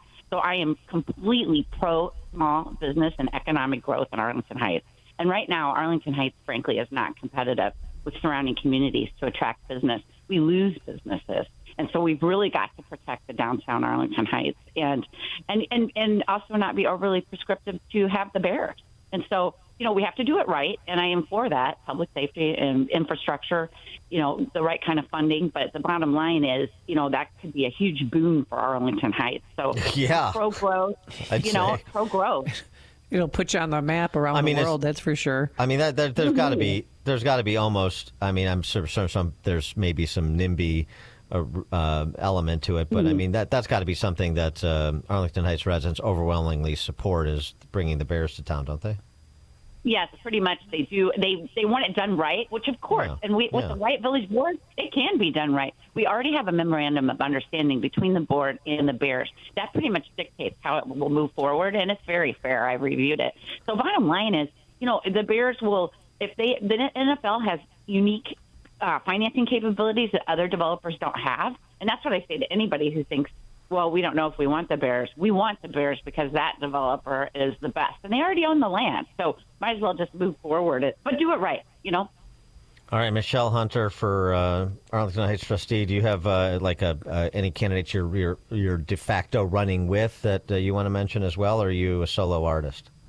That is a great question. I am a solo artist, but thanks for asking that.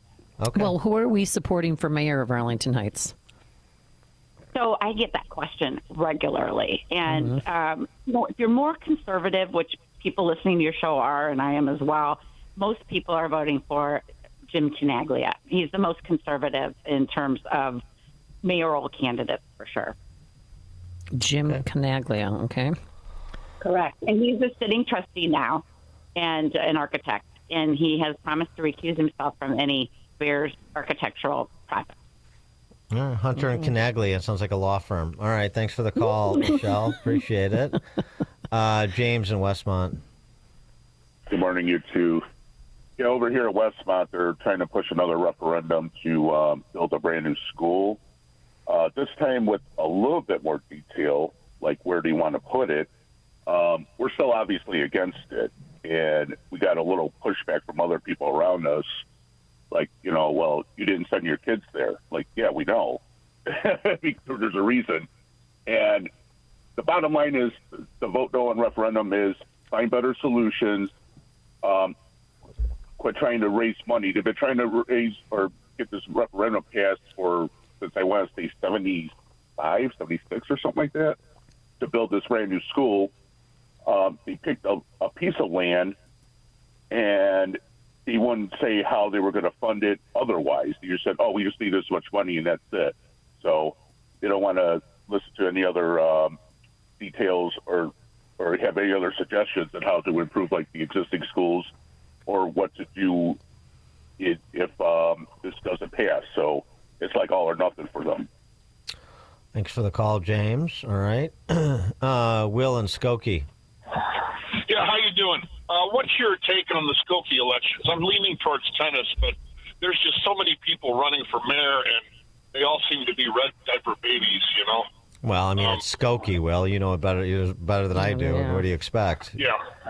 I don't have a handle on the candidates of Skokie. I know who the incumbent is, and I saw an interview he gave to Politico where he sort of said that Pritzker crossed the line when he invoked the Holocaust in his State of the State address, but then quickly retreated and said, but I was happy to accept migrants being bused here, illegal immigrants being bused to Chicago land because we're supposed to be welcoming cities and so on and so forth. So that guy obviously is a non-starter, but I don't know who the best of the other options is, Will.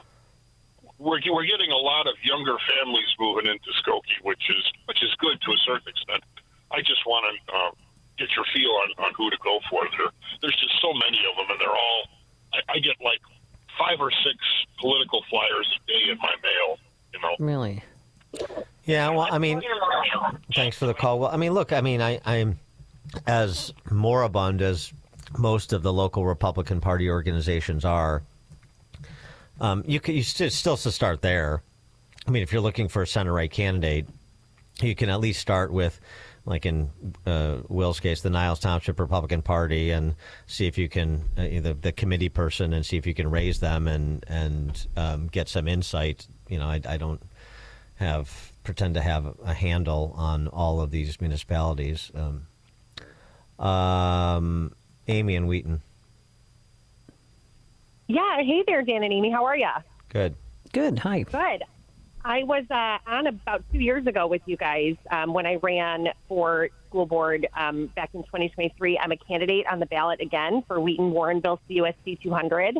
And I just thought I'd call in and see if I could give a quick little pitch, being that we're just days away from the election here. Amy, your last name? Last name's Erkenswick, ERKENSWICK.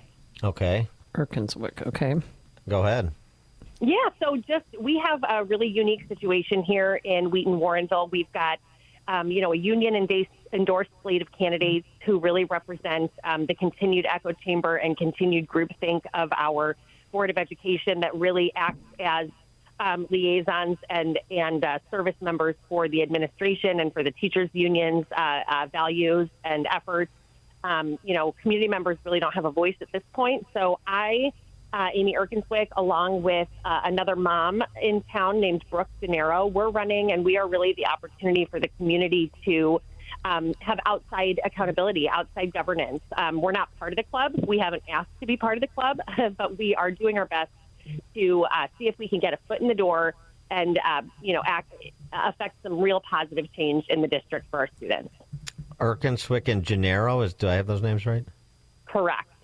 Okay. Yep, we are the moms who give a darn. And I mean, Wheaton, Warrenville School District too. I mean, I remember. I mean, that school board, that superintendent, they were not good during COVID, for example. Horrible. I mean, you think Wheaton is like this last remaining enclave against the new Marxists, and it really isn't. It's increasingly an uphill fight. Exactly. And if we don't get, some conservative voices on there who are going to actually, serve as a megaphone for the community and their perspectives and their desires, I think we're going to be lost at this point moving forward. So we're asking people to vote for just Brooke and Amy, and hopefully we can get our foot in the door and start, a culture change and making sure that the board is serving the community and not their own special interests. Oh, thanks, Amy. Right, Erkenswick and Gennaro for school board, Wheaton Warrenville School District. Mike in Deerfield. Hi, Dan and Amy. For our entire adult lives, I submit to you that all of these local candidates, including the one in Lancaster, are just dust in the wind. You can go all the way back to 1992. In 1994, Bill Clinton lost the midterms. In the year 2002, George W. Bush lost the midterms. In 2010, Barack Obama lost the midterms. In 2018, Donald Trump lost the midterms. It happens every time. It has nothing to do with Donald Trump It's just a national bouncing back and forth between two protected class minorities. Well, I mean, that's the conventional handle because of what you describe, but it's not inexorable. There has been a tectonic shift over the last decade, and Democrats have a huge problem. We mentioned yesterday congressional approval among self-identified Democrats for Democrats. It was 75 to 21 last year. It is upside down 40 to 49 among self-identified Democrats, approval of congressional Democrats right now. That does not portend well. Something else, a very good piece, again, over at Liberal Patriot by Democrat John Halpin, talking about the sociology of party decline. This is a really good piece. Illinois Republicans should read it because it's the same dynamic. Halpin writes, their party, the Democrats, clearly is not run mainly by or for people without four-year degrees who live outside major urban centers and who are employed in more traditional working-class jobs and military or small business professions. Since working-class voters still comprise the bulk of the U.S. electorate, 58% in 2024 were non-college educated compared to 42% with a 40-year degree or higher, and even greater numbers in critical swing states and Senate races, Democrats will be at a perpetual disadvantage in future national elections if they do not drastically alter their sociological base of their party. It keeps, the data keeps piling up, and the pivot is not forthcoming. So, and I also think there's sort of an increasing separation of Trump the personality from Trump the policy to Trump's benefit. So, yes, that's normally what happens, particularly when you have a slim majority in the House. But it is not inevitable, particularly given where Democrats find themselves among their own at this point. Joe in Lake Geneva. Yeah, Dan and Amy, I just wanted to ask if you guys would recommend that everybody in Wisconsin get out and vote for Brad Schimmel for the Wisconsin Supreme Court. I mean, yes. It's a big election, and if he loses, the court's going to go liberal more, and Wisconsin will lose all the gains it's gotten. So it's an important election, and Elon Musk has thrown a lot of money into the race, which there's been a lot more advertising and a lot more publicity for Brad Schimmel. So I'm hoping that's going to make a difference. Yes, right. And J.B. Pritzker has thrown a lot of money in the race for Susan Crawford. Yes, and it also is important talking about the House in 2026 with respect to, congressional district, the gerrymandering that occurs. Don't think that the left wouldn't like to do to Wisconsin in terms of cartography what they've done to Illinois. A lot is on the line, which is why national money on both sides is in that race. We were supposed to talk to the state party chairman, but right. He ghosted us. Boy, all the times. Feels like what happens after my first date of mine. You never hear from him again. This kind of thing. Well, at least you're familiar with the pain. Yeah, I am. I'm familiar with the ghosting. Dan and Amy, Chicago's Morning Answer. The more you listen, the more you'll know. This is Chicago's Morning Answer. Morning Answer on AM 560. The Answer. I should have done it sooner. Hi, Amy Jacobson here, and that's what a number of people say to me when they come up and talk to me about QC Kinetics. Why did I wait so long? So let me ask you a question to see if whether or not you're a good candidate for QC Kinetics. Do you have trouble sleeping, walking, day-to-day movement? Do you want to avoid surgery and all the pain, the long recovery, and the uncertainty that comes with it? Do you miss doing things like golfing, jogging, playing pickleball? Well, if you answered yes to any of these questions, I bet you're a great candidate. So please don't wait. Contact our good friends at QC Kinetics right now and ask for your free consultation.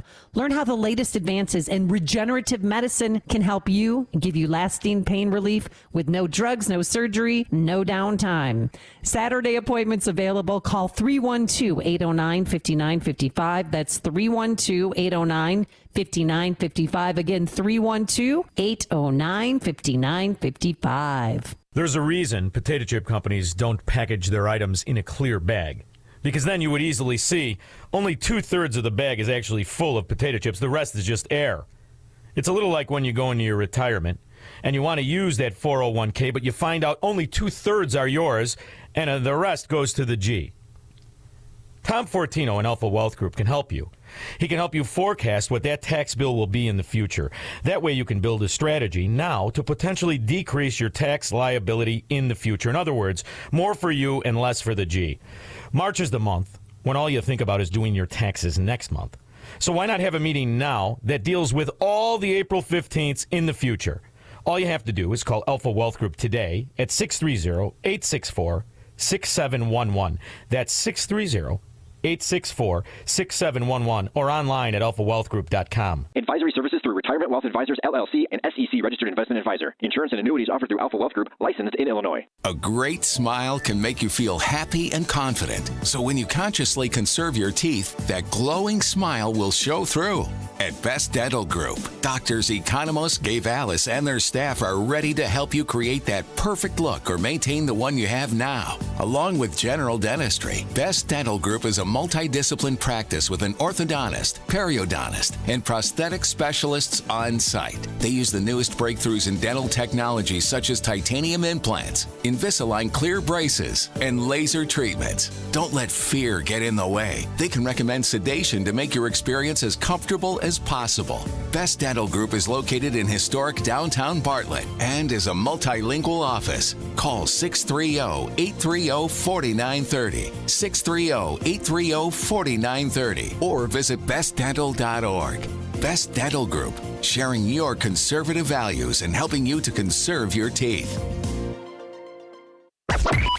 AM 560, The Answer. All right, Dan, we got a very important text message. If you're living in District 211, Fremd, Schaumburg, that school district, the Dems had 2 candidates removed, school board candidates, and these Republicans are urging you to write in 2 candidates, and stand by. I'm going to tell you they are Natasha Mock. I'm going to spell her last name for you. I'm sorry, Natasha Mucci, Mucci, and Violetta Fils, Fils. So those are the 2 Republicans that you can write in for if you live in District 211. Mucci and Fils in 211. Okay. We'll take a couple more on this because there's one other issue that needs to be raised here in advance of Tuesday's election about local elections, and it relates to some new polling by the teachers union on school funding in Illinois. So we'll start there at 8:38, and then we'll get to a more important topic, which is what it's like to be a member of a private golf club, so people understand the difference. But we'll do the serious stuff at 8:38. All right, but now let's head into the newsroom. Here's Nikki Whaley. Good morning. It's 44 degrees in Chicago in the AM 560 The Answer Newsroom. I'm Nikki Whaley. President Trump is imposing new tariffs on cars. On Wednesday, Trump signed an executive order putting 25% tariffs on foreign-made cars and trucks.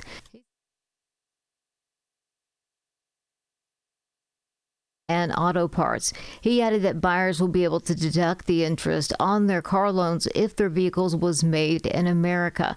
Trump claims that the tariffs will bring between $600 billion and $1 trillion into the U.S. within the first year. 3 people are in custody after they're accused of leading police on a pursuit in a stolen SUV on the north side. Police say the pursuit began early Wednesday morning in the 300 block of West Fullerton when officers spotted a stolen vehicle. The driver of the SUV took off as police tried to make a traffic stop. The vehicle crashed into a concrete post. The suspects were taken to the hospital in good condition. A pair of guns were recovered from the scene. News is a service of Dan and Amy 24/7. You can now enjoy uninterrupted programming from Dan Proft and Amy Jacobson around the clock all day, every day, including daily replays from Chicago's Morning Answer. Listen now at danandamy247.com. A check of the roads coming up in 2 minutes on AM 560 The Answer. If you listen to the mainstream media and the Democrats, you'd think it was a sin to be black and conservative. Well, John Anthony blows up that perception every week on Black and Right. Join John this Saturday afternoon at 4 when he pushes back against the left and its regressive, progressive agenda that tries to dictate how people should think or feel about politics. Listen to Black and Right this Saturday afternoon at 4 right here on AM 560, The Answer. Only two things in life are certain, death and taxes. How about one more? Switch from Verizon, AT&T, and T-Mobile to cut your bill in half with Pure Talk. For just $25 a month, you get unlimited talk, text, 5 gigs of data on America's most dependable 5G network. Making the switch, it's simple, fast, and easy. You dial pound 250, you say the keyword Pure Talk, and make the switch. You do it now, you save an additional 50% off your first month. Pure Talk, wireless, by Americans, for Americans.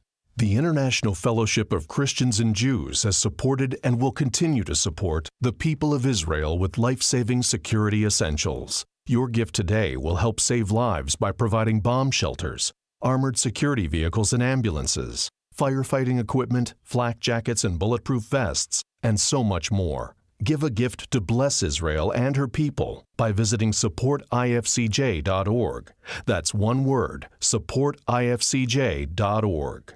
And paid for by the Sentinel Group. Has video game addiction shattered your family? You're not alone. Today's $200 billion video game industry intentionally hooks kids, fueling isolation, chaos, depression, even suicide attempts. According to a recent American Psychological Association study, compulsive gaming significantly increases the risk of severe depression and self-harm among teens. Your family may qualify for significant compensation. Call now for your free consultation. 800-856-9519. That's 800-856-9519. Big gaming profits while families suffer. Enough is enough. It's time these powerful companies answer for the harm they've caused. This is not a class action. Your family has individual rights, and your voice matters. Fight back, hold them accountable, and protect others from experiencing the same pain.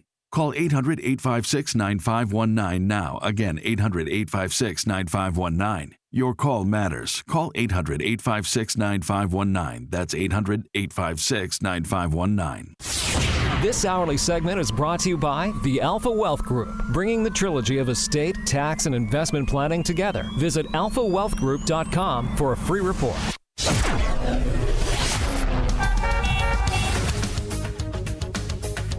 Taking a look at the roads from the Team Hochberg Traffic Center.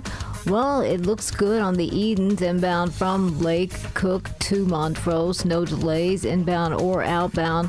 On the Kennedy, inbound from Montrose to the Burn interchange, about 28 minutes, about a 19-minute delay. That's in the outbound lanes, about a 46-minute delay. It's going to be slow between Chicago Avenue and Montrose.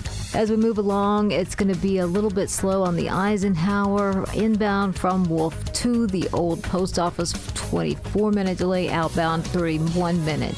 This report is sponsored by True Green. We're back in the Miller's Yard, who now use True Green. The lawn started looking like a golf, and PGA Tour golfers made it their favorite stop. Get a PGA Tour quality lawn for as little as $1 a day at TrueGreen.com. Exclusions apply. See TrueGreen.com for details. Chicago's Morning Answer continues next. But now checking your forecast from the National Weather Service. Clouds, a straight shower this morning. Breezy afternoon, high 57.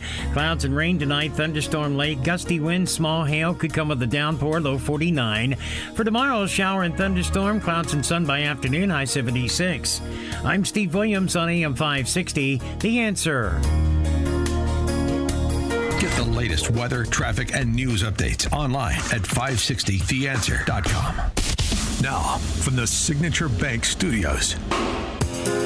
If you're looking for the latest news, insight into what it means, and the sharpest opinion, there's only one station in Chicago where you can turn, and it's this one. We're AM 560, The Answer.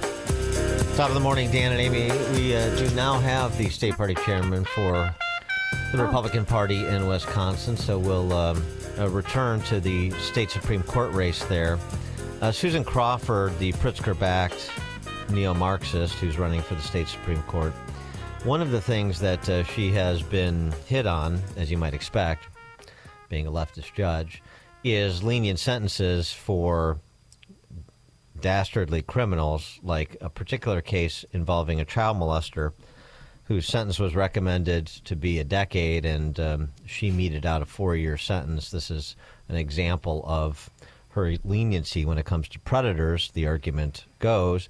She responded to the criticisms of her on this local station, saying this. The case you're mentioning, that was a man who had no prior criminal record. The first day he spent in jail was on that sentence. That's something we have to take into consideration as judges.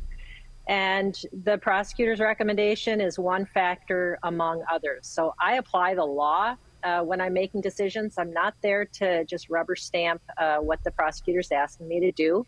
I take it very seriously and I consider it, but I'm there to, as a judge, make the sentence that I believe will keep the community safe. And that's a guy who's going to be on supervision until he's over 70 years old. I felt that it was a decision that is going to protect families and children and communities in Wisconsin. So I do stand by that decision and the other decisions that I've made as a judge. Sure. Protecting families in Wisconsin for 4 years instead of 10 years. That makes no sense. But, it's one of those things, too, where you always hear from leftist judges, I don't just rubber stamp a prosecutor's recommendation. Have you ever sentenced more than was recommended within the bounds of sentencing strictures? That's a question that never gets followed up with these leftist judges, because I always want to hear when they don't take a prosecutor's recommendation because they want to impose a more stringent penalty that the law allows. It's always on the leniency side. You ever notice that? For more on this and this race, please be joined by Brian Schimming, the chairman of the State Republican Party in Wisconsin. Brian, thanks for being with us. Appreciate it. And thanks for having me. And boy, you just nailed it. That is, believe it or not, I'm actually a Republican from Madison, Wisconsin. And wow. An anomaly. Berkeley was full, and so we ended up there. And but you just nailed it. I mean, it's here you have a prosecutor's recommendation at 10 years. She does less than half of that. She's had cases, including this one, where the offender ends up out early, and in one case is living across from a school. So I mean, what does it?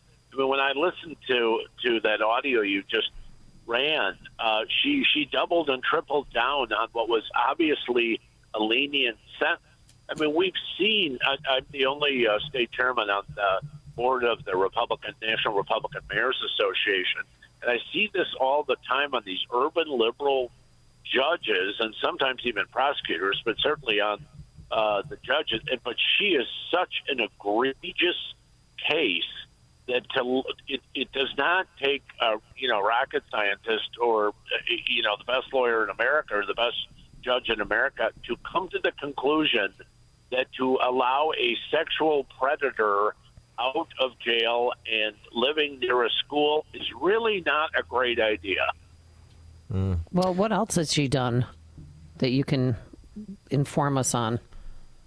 Yeah, she has had a string of lenient prosecutions.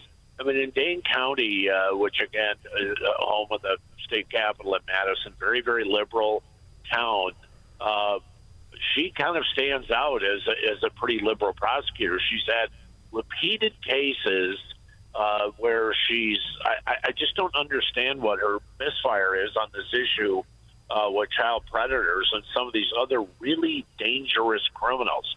It doesn't make sense, and there's so much attention to this now. The Milwaukee Journal, which is the state's biggest daily, did a review of the sentences handed out by the conservative in this race, who is former Attorney General Brad Schimmel, versus the liberal, who indeed is Dane County Judge Susan Crawford. And Schimmel, in almost every category, is a tougher sentencer than she is. But what do liberals do when they get into these court contests or these, attorney general? They do the TV ads with a picture of them by a squad car talking to a cop, which is almost always a cop from, a leftist community. In this case, Dan and Amy, they've got Brad Schimmel, the former attorney general, has 80 current and former sheriffs, both Republican and Democrat, by the way. You know how many Susan Crawford has? One. And that one is from Dane County. The national implications of this race are much discussed. We were just talking about them briefly before you joined us. But give us your perspective. Obviously, you've got money coming in from the outside on both sides. It's seen as an important race and a race that could impact the 2026 midterm elections at the federal level. Give us your sort of lay of the land in terms of what the implications of victory and defeat are. They cannot be overstated how important it is for a couple of reasons. Number one, to your point, I mean, Wisconsin has had a number of close statewide races, and of course, most recently in the presidential race in November. Wisconsin's a little under 6 million people.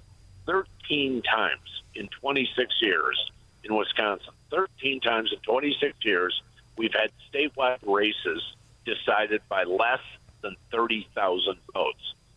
So here we sit now. I'm traveling in northern Wisconsin right now, and here we sit in Wisconsin right now in a very, very close race.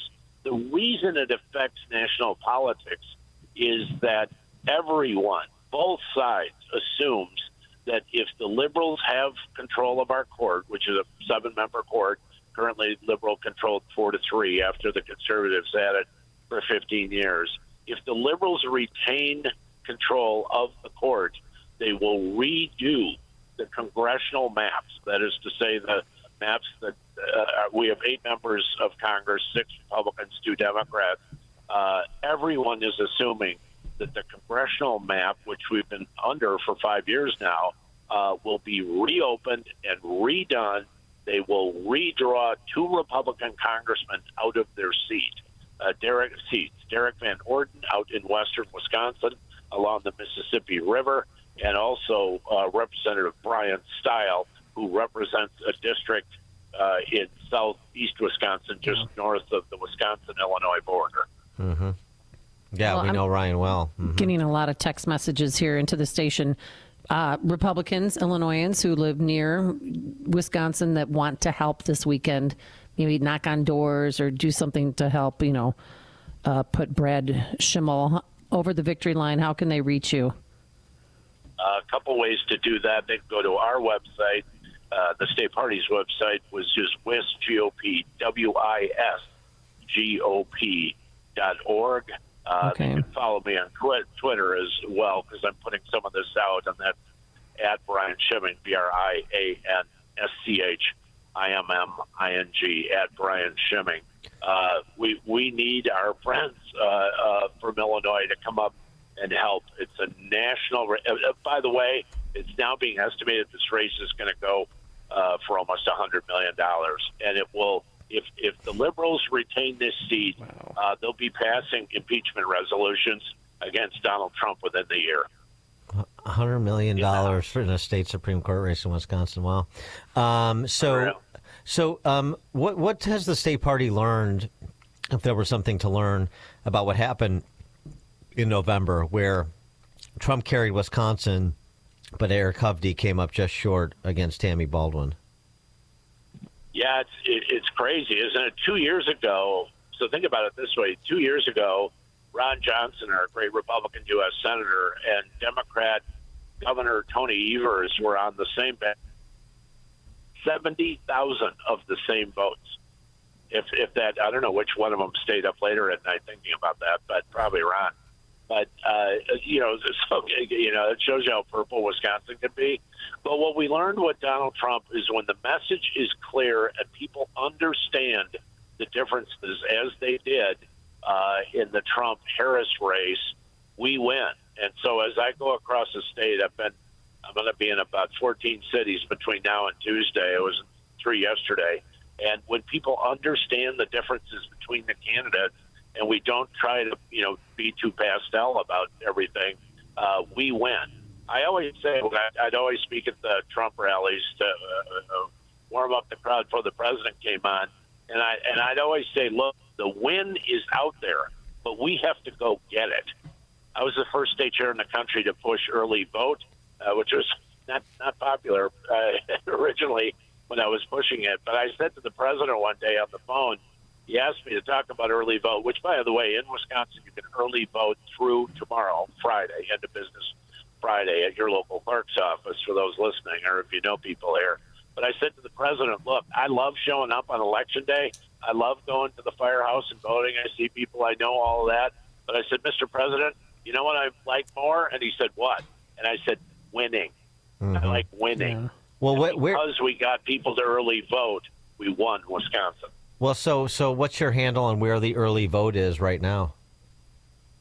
Interesting. I just saw a new number literally before I came on. 408,000 early votes so far in Wisconsin.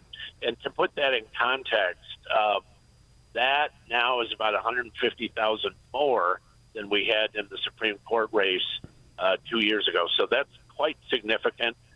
There are increases in the urban areas, but we're doing okay in some of the more Republican counties around Milwaukee and some other places as well. So it's a hard read. One of the difficulties in Wisconsin is we don't register by party here, party registration. It's Michigan and ourselves do not have party registration. So sometimes it's a little hard to nail down where it's at. But I've been pushing early vote as I've been campaigning. But you feel today I will be today. You feel good about those numbers, and I'm just sort of using your just sort of knowledge of the environment. Do you feel good about those numbers in terms of what you're seeing in aggregate as well as distribution? Yeah, my sense of the early voting is that it's somewhere between the loss that we had last 2 years ago on the court and where President Trump was in November. So it's not as good as I would like it to be, but we're certainly tracking ahead of where we were 2 years ago. So all the advertising I see here in northern Wisconsin, where I've been the last 2 days, is messages from President Trump to people. President Trump did endorse Brad Schimmel, the conservative candidate, and so that message is out there big time. If you are a Trump voter in Wisconsin, or if you know Trump voters in Wisconsin, we need you to help save the president by next Tuesday, because if those two House seats flip, the president, that is going to make his second 2 years in office very difficult, and it could flip the House of Representatives. All right, early voting runs through tomorrow. Obviously, the election Tuesday, so cheeseheads get out and vote, and cheeseheads people adjacent to cheeseheads, right, help them get out and vote, compel them to get out and vote. Brian Schimming, chairman of the Republican Party of Wisconsin. Brian, thanks for joining us. Appreciate it. Thanks so much for having me. Thank you, and he joined us on our turnkey.pro answer line. It's like a hot, steaming cup of information to start your day. It's Chicago's Morning Answer on AM 560. The Answer. Signature Bank is Chicago's fastest growing independently owned business bank, a bank where relationships still matter. Signature Bank knows your name and your story. I'm Dan Proft, and I know this because Signature Bank is my business bank. Hi, I'm Bob Chivato, owner of Go Exceed and a customer of Signature Bank. By leveraging AI and machine learning, we provide data management solutions for corporations to save time and money managing their cellular devices. While we rely on machines to help us run our business, we believe personal relationships are essential. This is why we chose Signature Bank. Having a banking partner who understands our background, our business, and our priorities is fundamental to our success. Any bank can provide basic services, but having a bank that you can trust, one that looks out for you and treats your business like its own, that's irreplaceable. Signature Bank helps local businesses succeed. Want to learn how Signature Bank can help turn your business vision into reality? Call Signature Bank at 773-467-5600 or visit signaturebank.bank. Member FDIC, Equal Housing Lender. While Dennis Prager is recuperating, we know you miss your daily dose of Dennis. That's why Pragertopia is giving you a special gift. Right now, Pragertopia members can hear the best 2 hours of Dennis's favorite segments from as far back as 2010. On Monday, you can hear the Happiness Hour. Life, liberty, and the pursuit of happiness. That's what I'm about. Tuesday is Celebrity Guest Day. Donald Trump Jr. is in studio with me. On Wednesday, it's the Male-Female Hour. I really do wish there were a way to ascertain the number of marriages that this hour has helped. Thursday, the Ultimate Issues Hour. Not having ultimate issues clarity is like having a map, but you don't know where you're going. And Friday is Open Lines. Feel free to ask me anything about me, about you, about life. So if you're missing your daily dose of Dennis, go to Pragertopia.com and hear all your favorite segments, along with lectures, celebrity interviews, his famous Torah teachings, and more. Get your daily dose of Dennis at Pragertopia.com. Pragertopia.com. Take control of your dialysis journey with Vitality Dialysis, where home dialysis meets personal freedom. Manage your dialysis treatments from the comfort of home. No more tedious traveling to clinics nor adjusting your life around the clinic's hours. With Vitality Dialysis, you'll spend less time traveling, less time feeling sick, and more time living life on your terms. Their cutting-edge home dialysis program and innovative home treatment technology gives you the flexibility, independence, and greatly improved personalized care that you deserve. The expert clinical team at Vitality Dialysis provides comprehensive in-home training, along with equipment, supplies, labs, and medications. This includes 24/7 support and ongoing monitoring and guidance so you feel safe and supported. Plus, it's covered by most insurance plans. Visit vitalitydialysis.com to schedule your personalized consultation. That's vitalitydialysis.com or call 224-367-6162. Your health, your home, your way. Vitality Dialysis. Something amazing is happening here. Scientists are using AI to study how whales talk to each other. CDW experts can give researchers the power to process complex data with HP workstations, advanced by AMD Ryzen Threadripper Pro processors. With easier handling of AI workloads, your organization can bring powerful insights to the surface. Make amazing happen. HP, AMD, and CDW. Learn more at cdw.com/HPAMD. AM 560, The Answer.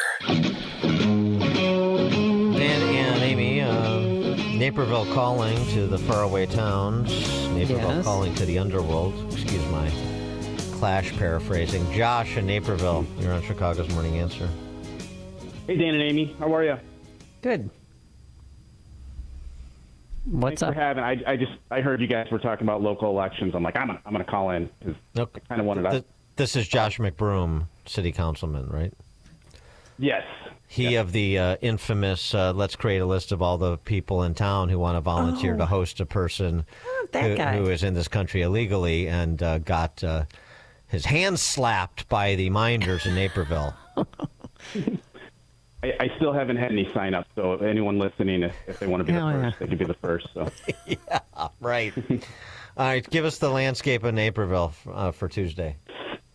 So in these local races, and I think a lot of our conservative friends, I mean, they don't pay attention. We get like a 12%, 15% turnout in these local races, and they don't realize that these political activists, this is their religion, and they go to towns and they try to take over the local nonpartisan boards, which we are not. We're picking up the garbage, we're keeping the streets clean. We're not bringing political issues to our local cities, and we try to fight that away.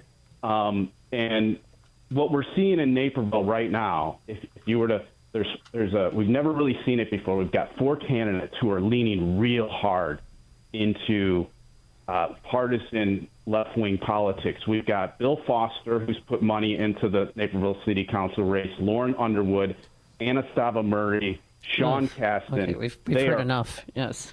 Right? And so I think people in Naperville really need to pay attention. Don't sit out this election, because we know how this plays out. These people get in charge, and what happens? They push high-density housing, they ruin the public schools, and then it's irreversible. And we've got some wackos in Naperville, but we're not quite Evanston yet, and we're just we keep teetering on that in every election. So I hope there's enough moderates and sane people in Naperville to just really be turned off with, hey, we don't want national politics in our local community. So who are the candidates to vote for? Yeah, who do we have? So for city council, it would be Jennifer Taylor, Derek McDaniel, and Megna Bansal. Quite moderate. Like you and I, Dan, would not be like, hey, these are hard right-wingers. They're just normal moms and dads that aren't going to bring, the Second Amendment and DEI and high-density housing to a city board. Just regular people versus this slate of 4 that really had been purchased by Bill Foster and Lauren Underwood. All right. So Taylor, McDaniel, and the third name again? Bansal. Taylor, McDaniel, and Bansal for Naperville City Council. We'll take more calls on local races tomorrow, certainly during Open Mic Friday, if not before. But that's all time we got for today. Yes. Thank you. Yeah, Thanks, thank Josh. you. Appreciate it. And everyone get out and vote, please, and help out with local candidates this weekend if you can, because it's the last weekend before the election. All right. Thanks so much to Justin Kosick, our technical director, and Keith Conrad, who's been in for Quinn McCarthy this week. Today we're going to have some showers on and off, some nasty storms tonight, and then tomorrow, Friday, morning showers, then clearing up, and a high of 76 degrees. So enjoy that while you can, because next week it is going to rain 5 days in a row. It is now 9 a.m. WIND Chicago. A wanted gang leader